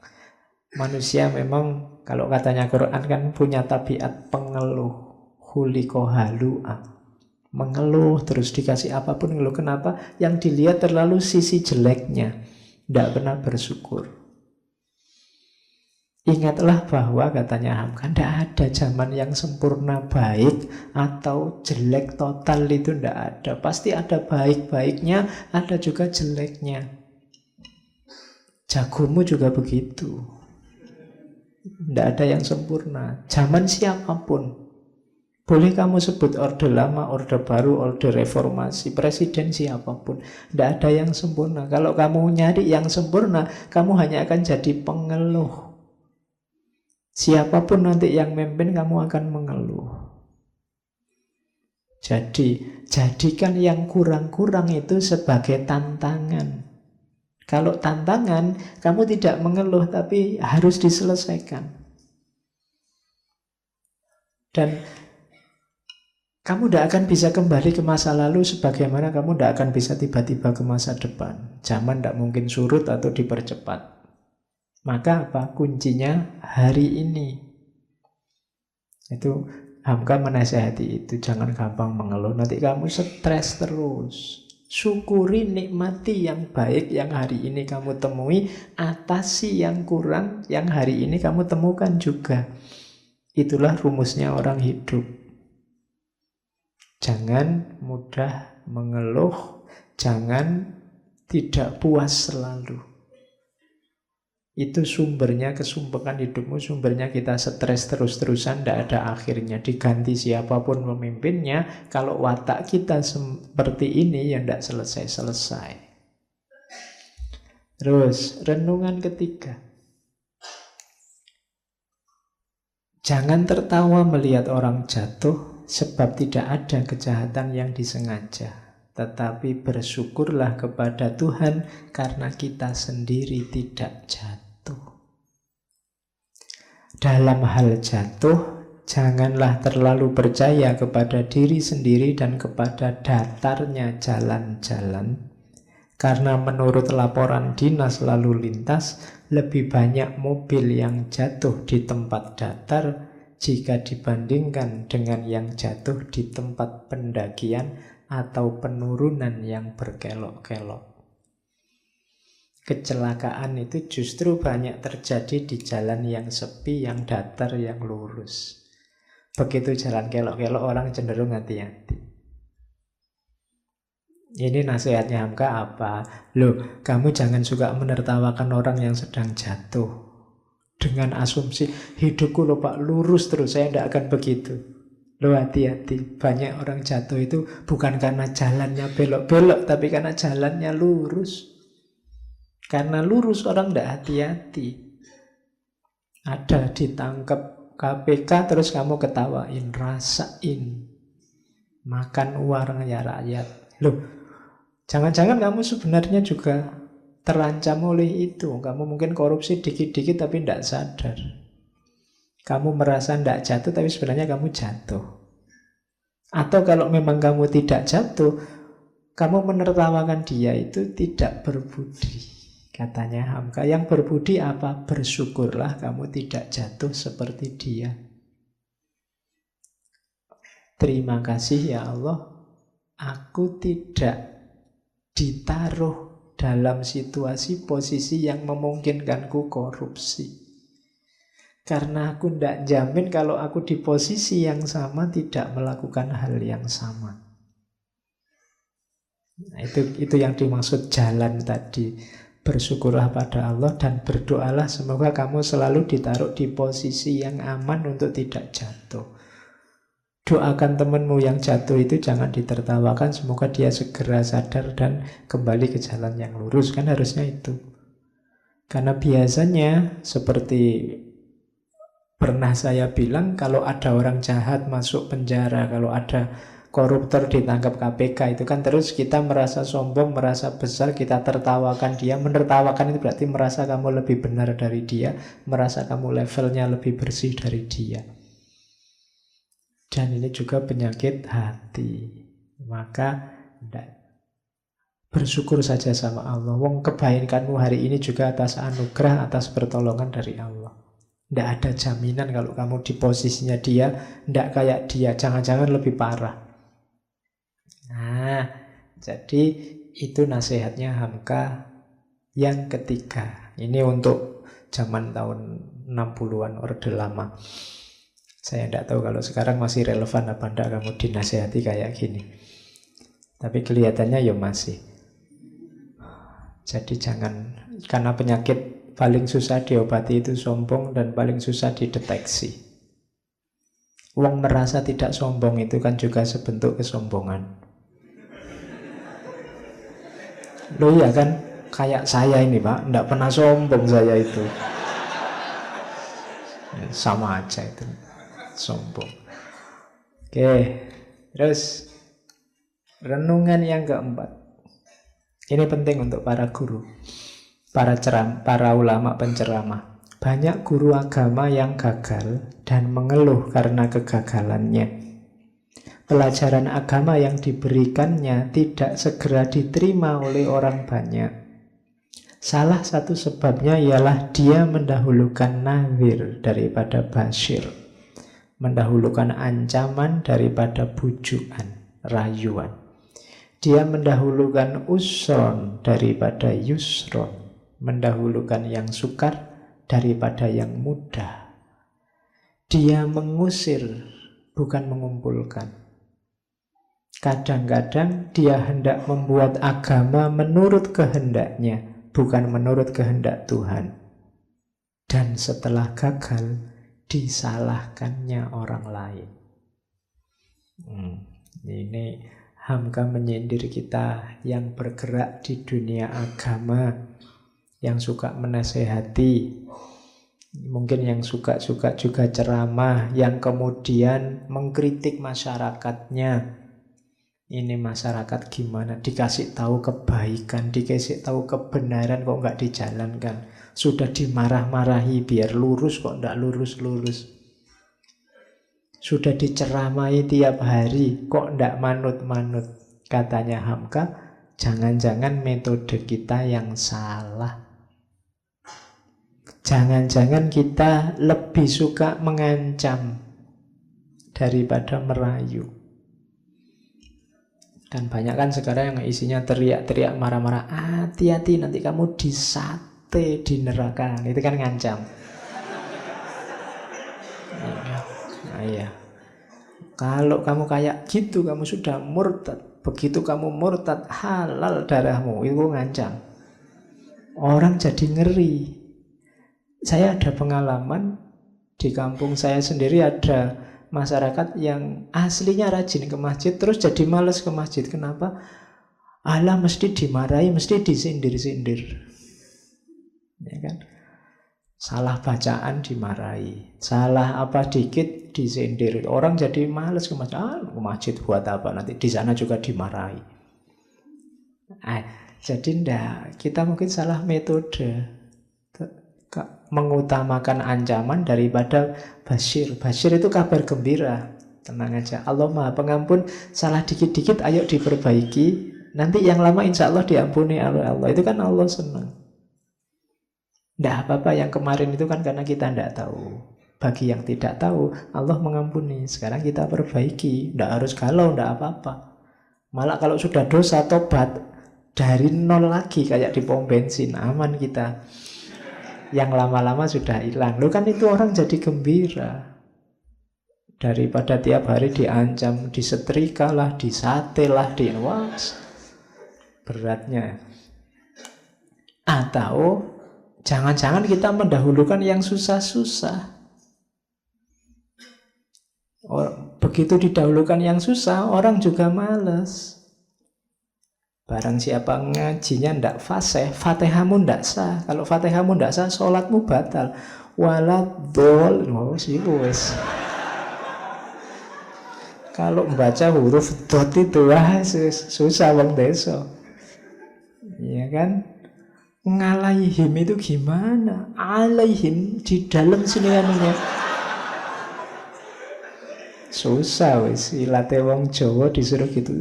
Susah duluan, orang lari. Kita dulu kan yang usron bukan yang yusron. Kok gitu terus kita ngeluh. Besok ndak ada yang ke masjid kita marah-marah. Gimana masyarakat ini? Jangan-jangan metode kita yang salah. Kita bikin orang lari terus. Jadi kita membuat orang terusir. Yang ngusir ya kita sendiri. Tidak membuat orang berkumpul, tidak menarik. Para wali zaman dulu coba dilihat. Untuk menarik orang ke masjid, dikasih kentongan, dikasih tambur besar itu. Dulu kan itu orang, ini ada apa toh kok jangan-jangan ada pertunjukan musik nih. Itu kan ada kayak kentongan dipanggil datang itu. Oh enggak, di sini mau sholat. Kalau mau sholat itu kan membuat orang datang berkumpul. Sunan Kalijogo bikin wayangan itu kan. Hari ini wayangannya diharamkan. Loh, itu dulu membuat orang kumpul. Setelah orang kumpul, ajaran dimasukkan dan itu pelan-pelan. Orang kemudian jadi baik, digarap dari akhlaknya, terus tauhidnya, pelan-pelan baru fikihnya. Jadi itu renungan yang keempat untuk para penceramah agama. Ayo diperhatikan, tugas kita menarik orang. Dakwah itu kan manggil, da'ayatu itu manggil. Jangan malah bikin orang lari. Kita harus bikin orang datang. Kemaslah semenarik mungkin. Jangan bikin orang ketakutan. Sekarang dengar takbir aja kan kita lari. Lagi asik-asik gini coba dengar Allahu Akbar, kamu bubar mesti. Iya. Jadi bayanganmu mesti kerusuhan nih mesti. Iya. Jadi ayo kita beragama yang membuat orang mendekat, bukan membuat orang lari. Oke, itu nasihat Buya Hamka. Selanjutnya, terus nasihat kelima. Ini untuk intelektual, ilmuwan. Buya Hamka ngambil satu cerita tentang Imam Malik. Pernah ada orang bertanya pada Imam Malik, imam mazhab yang sangat terkenal, 20 masalah yang butuh penyelesaian secara ijtihad. Yang dapat dijawab waktu itu oleh Imam Malik cuma 3 masalah. Yang 17 masalah dijawab oleh Imam Malik dengan aku tidak tahu, saya belum tahu. Meskipun demikian, tetap orang menghargai, menghormati Imam Malik dan tetap dipandang sebagai mujtahid. Jadi di antara integritas seorang ulama, seorang ilmuwan itu kejujuran. Meskipun mujtahid, meskipun ulama besar, meskipun qadhi, kalau zaman dulu bahkan ada namanya qadil qudot, qadhinya para qadhi, pemimpinnya para qadhi, itu ya kalau tidak tahu bilang tidak tahu. Jangan ngarang. Jangan mentang-mentang, wah aku ahli agama ya. Kalau ditanya agama tidak bisa jawab, gengsi nanti derajatku runtuh, statusku jangan-jangan dicopot sama masyarakat. Tidak usah khawatir. Kalau kamu tidak bisa jawab, bilang tidak tahu. Saya tidak tahu, saya belum tahu. Nanti mungkin saya cari-cari, saya baca-baca lagi. Itu masyarakat tidak akan hilang penghormatannya pada dirimu. Justru kamu semakin mulia karena orang tahu bahwa kamu jujur. Itu pelajaran buat kita. Kalau tidak tahu, bilang aja tidak tahu. Kamu tidak akan kehilangan integritas keilmuanmu dengan itu. Jadi tidak harus, wah saya mahasiswa filsafat, tapi kalau ditanya filsafat tidak ngerti, gengsi, no, dikarang aja lah. Toh filsafatnya sudah mati semua, filosofnya misalnya. Nah, hanya enggak boleh gitu. Bahkan para ulama zaman dulu itu sangat tawadhu, ngomong apa saja kan selalu diakhiri wallahu alam bisawab. Wallahu alam bisawab itu dia mau bilang bahwa Allah yang tahu yang paling benar, dan ini hanya sekedar sejauh yang saya tahu, cuma sekedar ini. Mungkin ada yang lebih benar, bisa saja. Nah, itu pelajaran dari Imam Malik yang dikutip oleh Hamka. Jadi besok kalau kamu jadi ilmuwan, ndak apa-apa, jujurlah kalau ndak tahu. Jangan merasa mungkin nanti di antara kalian ada yang ulama, terus ulama itu kan selalu ditanya apa-apa sama masyarakat, tidak akan menjatuhkan martabatmu kalau kamu bilang saya belum tahu. Jangan memaksa jawab hal-hal yang kamu tidak tahu. Kalau kamu sesat sendirian tidak apa-apa, tapi ketika kamu semacam ini, kamu tidak cuma sesat, tapi menyesatkan orang. Karena kamu diikuti oleh masyarakat. Oke, jadi itu renungan kelima. Renungan keenam, ini tentang hasud tadi. Hasad dan dengki kepada orang lain sebenarnya tidak menyakiti orang lain itu, tetapi meracuni diri sendiri. Orang yang mengatakan bahwa orang yang didengkinya itu telah jatuh adalah alamat bahwa ia sendiri telah mengakui bahwa orang itu tinggi, sebab tidak ada orang di bawah yang jatuh. Penyakit dengki merupakan gejala kehilangan kepercayaan pada diri sendiri. Orang dapat melihat tanda kedengkian pada wajah orang yang dengki, karena wajah itu tidak pernah jernih, kerut selalu, katanya Hamka. Jadi ingat-ingatlah kalian tadi yang punya rasa dengki. Saya bilang tadi, senang kalau lihat orang lain susah, susah kalau lihat orang lain senang, biasanya pada musuhmu, kubu sebelahmu. Ingat-ingatlah bahwa kedengkian itu tidak berefek apapun pada orang yang kamu benci. Efeknya pada dirimu sendiri. Batinmu gelap, batinmu rusak, rohanimu rusak. Kemudian seandainya toh besok orang yang kamu dengki itu jatuh, terus kamu deklarasikan kemana-mana, lihatlah dia akhirnya jatuh. Itu sebenarnya diam-diam kamu mengakui bahwa dia itu sebelumnya posisinya tinggi. Karena tidak ada orang yang posisinya rendah jatuh. Yang jatuh itu posisinya tinggi. Jadi kalau kamu dengki ke orang lain, sebenarnya diam-diam kamu akui dia posisinya tinggi, mengancam keberadaanmu. Yang ketiga, dengki menunjukkan bahwa kamu tidak percaya pada dirimu sendiri. Hidupmu menurutmu bergantung pada jeleknya dia, kemudian susutnya hidupmu karena baiknya dia. Jadi berarti apa? Kamu tidak percaya dirimu sendiri. Kalau kamu sudah percaya dirimu baik, dirimu berkualitas, kamu tidak butuh orang lain seperti apapun, monggo. Saya sudah baik di sini, di jalur ini. Tapi kamu sibuk dengan orang lain menunjukkan kamu tidak percaya pada dirimu sendiri. Itu yang ketiga katanya Hamka. Dan yang keempat, orang dengki itu akan kelihatan di wajahnya. Wajahnya mesti tidak enak dilihat. Selalu muram, selalu mengkerut. Jadi mencurang terus. Diajak ngomong juga tidak enak. Kalau kamu punya teman semacam itu, jangan-jangan ada kedengkian dalam dirinya. Kalau kamu ngobrol sama seseorang kok nyebeli banget, nonton wajah itu perutmu mules. Gini ya orang ini. Itu mungkin jangan-jangan ada kedengkian. Katanya Hamka, wajahnya kerut selalu, tidak senyum, susah sekali senyum pada siapapun.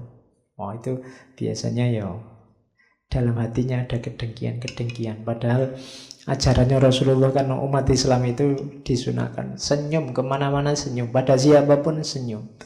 Rasulullah itu punya ciri basam. Basam itu selalu tersenyum. Bahkan tidak senyum pun orang dekat dia rasanya kayak Rasulullah itu senyum terus. Jadi orang rasanya nyaman dibandingkan orang yang masem terus wajahnya. Diajak berguru yang lain ketawa dia merengut. Ya, itu kan tidak enak. Kalau punya teman tidak fleksibel, tidak luas. Itu katanya Hamka, cirinya orang di hatinya banyak hasutnya. Tidak senang lihat orang lain senang dan senang lihat orang lain susah. Terus yang ketujuh, kalau ini tentang cinta. Pernah kulihat seorang pemuda membonceng gadis pujaannya dengan sepeda di jalan yang mendaki. Keringatnya bercucuran, telah mengalir di dahinya, namun dia senyum juga dan dikayuhnya juga. Melihat itu, berkatalah aku dalam hatiku, kalau hati telah jatuh cinta, yang berat rasanya jadi ringan. Pendakian dirasa tanah datar saja. Kepayahan dijadikan satu bingkisan kasih kepada si jantung hati. Itu kan wajarlah bila ada orang-orang ahli tasawuf yang jatuh pingsan seketika mendengar nama kekasihnya disebut orang Allah. Jadi orang selevel Hamka melihat fenomena orang jatuh cinta, ketemunya Allah. Kalau kamu kan enggak. Iya. Ya, kalau kamu ada mungkin kamu sibuk, wah, dipoto dari jauh terus diupload. Kalau Hamka, saya bilang tadi sekeliling kita itu kan pelajaran. Jadi dari orang yang sedang berkasih-kasihan, sedang menjalin cinta, di pikirannya muncul, oh berarti ahli tasawuf itu yang sampai segitunya berhadapan dengan Allah masuk akal. Bahkan disebut namanya Allah saja, wajilat qulubum. Wajilat qulubum itu kayak kamu jatuh cinta sama siapa, terus ada orang menyebut nama kekasihmu, itu kan hatimu bergetar. Ya kayak kamu naksir siapa, terus ada orang nyebut-nyebut nama kekasihmu, kan kamu bergetar. Jangan-jangan ada yang lain nih, gitu. Nah, para sufi juga begitu. Begitu disebut nama Allah, hatinya bergetar. Ini kekasihku yang disebut. Dan kamu kalau sama kekasih kan ingin ketemu terus. Bagaimana para sufi? Momen Isra Mi'raj itu sebenarnya juga momen pertemuan dua kekasih yang saling mencintai. Allah sangat mencintai Rasulullah dan Rasulullah pasti sangat mencintai Allah. Dari momen Isra Mi'raj itu bisa kamu jadikan ini momen cinta. Tidak harus Valentine Day. Jadi ini pertemuan dua kekasih. Dan jangan lupa pertemuan dua kekasih ini membawa kekasihnya yang lain, yaitu umatnya. Rasulullah sangat mencintai kita, sebagaimana Allah juga sangat mencintai kita. Yang masih dipertanyakan apakah kita juga mencintai Allah dan Rasulullah. Problemnya di situ. Kamu tanya sendiri dirimu, kamu relasimu sama Allah, sama Rasulullah itu namanya sudah relasi cinta apa belum? Tapi kalau Allah ke kita, Rasulullah ke kita, itu pasti cinta. Saking cintanya sama kita, dikasih kewajiban sholat 50 waktu. Dinego bolak-balik. Karena yang dipikir kita, kalau Rasulullah sendiri sholat 50 tidak masalah. 100 juga tidak masalah. Cuma mikir umatnya. Mungkin yang dipikir umat Islam yang jauh kayak Indonesia ini. Wah, orang Indonesia kecil-kecil, males-males. 5 waktu aja bolong-bolong, apalagi 50. Bayangannya ngono mesti. Oke, terus nomor 8. Jika enggak, kalau ini tidak boleh tersinggung, ada kalimat yang mungkin menyinggung. Jika engkau seorang yang suka pidato, janganlah segera engkau lupa daratan melihat orang bergembira bertepuk tangan. Di samping tepuk tangan karena tertarik oleh pidatomu, ada pula tepuk tangan yang menyuruh engkau lekas berhenti. Ya, ada pula pendengar yang menangis karena rupanya asik mendengarkan pidato, atau khutbahnya seorang khotib. Bukan karena tertarik isi pidato, hanya dia menangis karena setelah diperhatikannya, janggut orang yang berpidato serupa benar dengan janggut. Ya, makanya itu tadi sensitif ya. Tapi tulisannya memang begini. Ini untuk penceramah.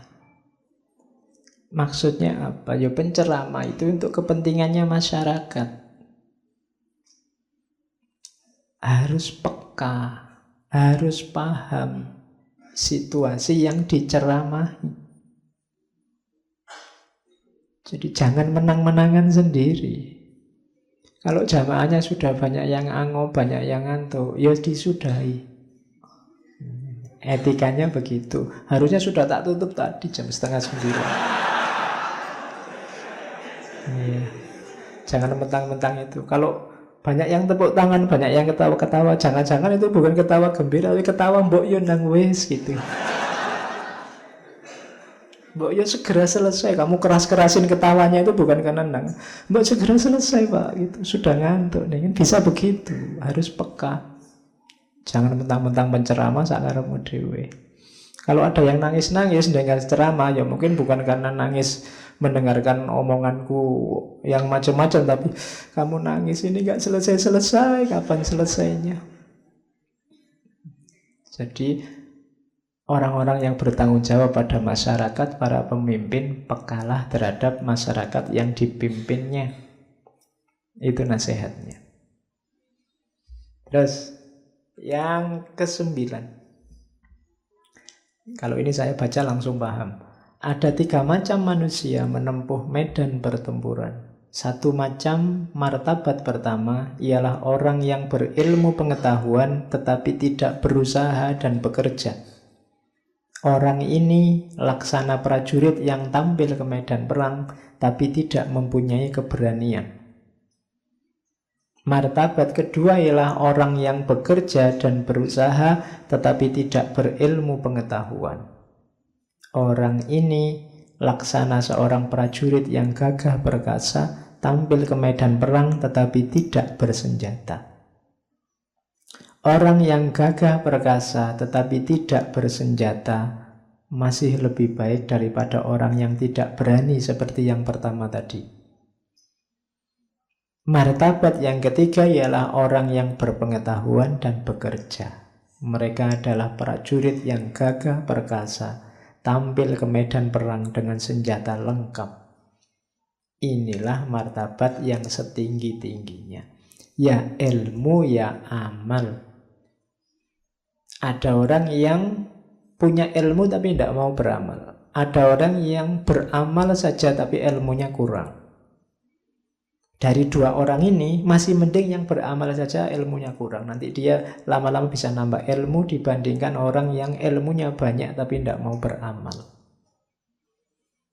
Secara kuantitas kualitas masih lebih baik yang kedua. Tapi yang paling baik harusnya ya ilmunya dalam, amalnya juga luas. Gampang-gampangannya itu. Untuk budi yang ke-9. Yang ke-10. Kalau berlainan pendapat mengenai suatu masalah telah mulai dipertentangkan, kebenaran akan robek karena masing-masing pihak memperebutkannya. Dan apabila pertengkaran dilanjutkan, maka berpindahlah pandangan dari masalah kepada orangnya. Akan ada konflik orang ke orang, bukan lagi masalah-masalah. Akhirnya timbullah permusuhan dan soal yang dibicarakan jadi terbengkalai sebab masing-masing mengakui bahwa dirinya lah yang benar. Yang kuat ialah kebenaran. Inilah puncak dari keadilan. Yang benar ialah kekuasaan. Inilah puncak dari kelaliman. Sebab selanjutnya ialah aku benar sebab aku kuat. Jadi katanya Hamka, hati-hati kalau ada konflik ya. Konflik yang berlebihan justru akan menggeser kita dari kebenaran. Kenapa? Karena kita akan nyari argumen yang penting menang tadi. Pada akhirnya terus geser ke orang. Geser ke orang itu gimana caranya aku menaklukkan dia, bukan gimana caranya aku menemukan kebenaran. Begitu geser ke orang, logikanya berarti apa? Bukan lagi kebenaran, tapi siapa yang lebih kuat. Jadi aku kuat maka aku benar. Harusnya kan aku benar maka aku kuat. Yang kuat ialah kebenaran. Awalnya orang nyari kebenaran itu kan, aku nyari kebenaran biar kuat. Tapi begitu konflik, lama-lama logikanya dibalik.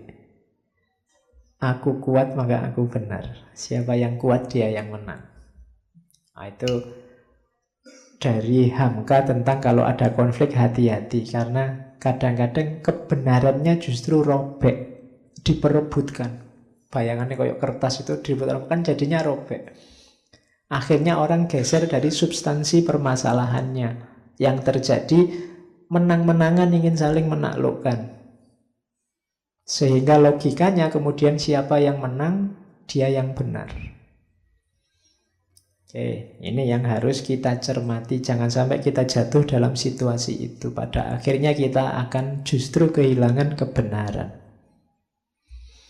Yang ke-11, kalau kita ingin mencari kebenaran, hendaklah kita mengenal batas pikiran kita. Orang yang tidak pandai membatasi diri selalu berjumpa dengan kesalahan-kesalahan yang mencolok.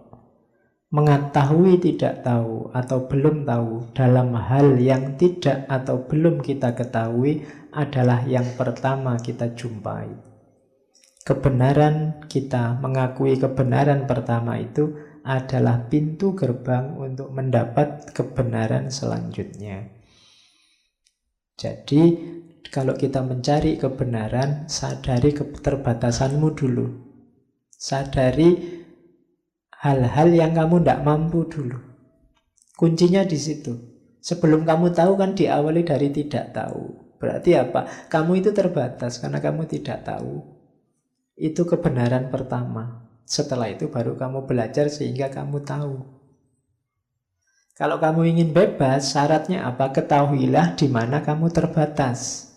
Karena kalau kamu tidak ngerti batasmu, ya kamu tidak tahu kamu itu sudah bebas apa belum.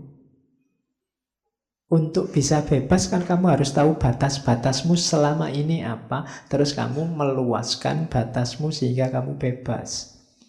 Tapi kalau kamu tidak ngerti batasmu, ya kamu tidak bisa bebas. Nah, itu nasihat selanjutnya dari Hamka. Ada nasihat lagi. Ini untuk yang kritis-kritis, yang pinter-pinter. Orang Islam di zaman modern selalu menganjurkan ijtihad. Dan ijtihad adalah hasil dari kemerdekaan berpikir. Tetapi kerap kali kejadian orang yang telah mengeluarkan pendapat dan kebebasan pikirannya amat fanatik mempertahankan pendapat itu dan memaksa supaya pikiran orang lain sejalan dengan pikirannya. Kadang-kadang kalau orang mengeluarkan pendapat yang berlainan dengan pendapatnya, orang itu dianggap lawan atau musuhnya. Ijtihad kritis iya. Cuma kadang-kadang kita yang pinter-pinter, mereka yang pinter-pinter, yang berijtihad karena memang makomnya sudah tinggi, yang kritis karena memang level pengetahuannya tinggi, sering-sering justru terjebak, kemudian jadi fanatik pada pendapatnya sendiri. Padahal ijtihad itu kan pendapatnya sendiri semula. Pendapatku sifatnya subjektif, miliknya si mujtahid. Tapi kemudian dia merasa orang harus ikut pendapatku. Terus jadi fanatik. Kalau ada orang tidak cocok dengan pendapatnya, dianggap sesat. Dianggap dia musuh. Dianggap dia, oh kamu tidak modern, oh kamu kolot. Saya ini orang modern loh, pikiran yang benar ini. Janjane dia ya melu kolot. Karena dia tidak mau dibantah. Yang benar harus ini. Nah, itu dikritik oleh Hamka. Iya, kamu sudah bagus berijtihad. Ijtihad itu kan kalau benar pahalanya 2, kalau salah pahalanya 1. Cuma kelirunya sering-sering begitu dia berfatwa berijtihad, orang lain diharuskan ikut pendapatnya itu. Nah, kekeliruannya di situ. Dan yang beda dianggap musuhnya. Harus diluruskan lagi. Karena dia berijtihad sesuai ilmunya, mungkin ya orang lain, mujtahid yang lain berijtihad di level ilmunya juga, tidak masalah, tidak harus dipaksa sama. Wong itu sama-sama derajatnya ijtihad. Oke, terakhir. Kalau ini kalimat paling akhir dari buku Lembaga Budi. Dalam menempuh perjalanan hidup, janganlah mencoba saja jangan, menjaga jarak dari Tuhan, menjauh dari Tuhan. Sebab kendali yang sebenarnya terpegang di tangannya. Karena pasti Allah yang ngatur segalanya. Betapapun kita memegang kemudi bahtera menuju pelabuhan yang dicita-citakan, namun yang menentukan arah angin ialah Dia. Memegang kemudi itu kita punya alat namanya pikiran, kita punya fasilitas-fasilitas di dunia ini, itu kayak memegang kemudi, tapi jangan lupa yang menguasai arah angin adalah Allah. Sebelum sampai ke tempat perhentian, jangan lekas puas dan gembira jika nasib selamat, tetapi bersyukurlah. Kayak kita ini kan belum sampai final, jangan puas dulu, jangan gembira dulu. Perjalanan masih panjang, tapi kita syukuri saja tahap demi tahap kehidupan kita. Alhamdulillah kita masih diberi kesempatan untuk sadar, diberi kesempatan untuk nambah ilmu, bersyukur terus. Dan jika angin ribut mengguncang bahtera sehingga seakan-akan tiang akan patah, janganlah terguncang jiwamu, sebab sesudah angin ribut itu alam akan terang kembali. Sebab itu hendaklah sabar. Ada kesulitan, ada masalah, sabarlah. Masalah pasti akan berlalu. Kalau tidak, tunggu saja, pada saatnya pasti berlalu. Kalau enggak, Pak, percaya saja pada Allah. Terus imbangkan pelajaran hidup antara syukur dan sabar. Jadi hidup kita ini rangkaian dari syukur, sabar. Formulanya bisa kadang-kadang syukur, sabar. Atau kadang-kadang sabar, terus syukur.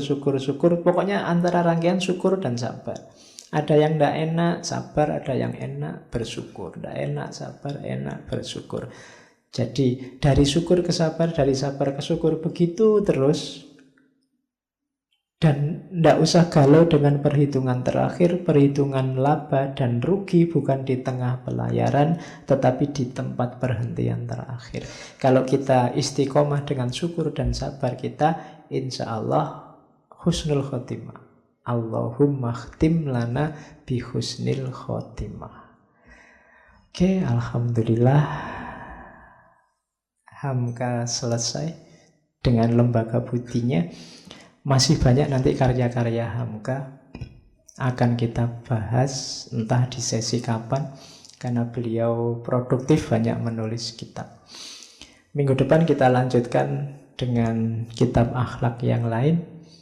Untuk malam ini kita akhiri sekian, kurang lebihnya mohon maaf. Wallahul muwaffiq, wallahu a'lam bissawab. Wassalamualaikum warahmatullahi wabarakatuh.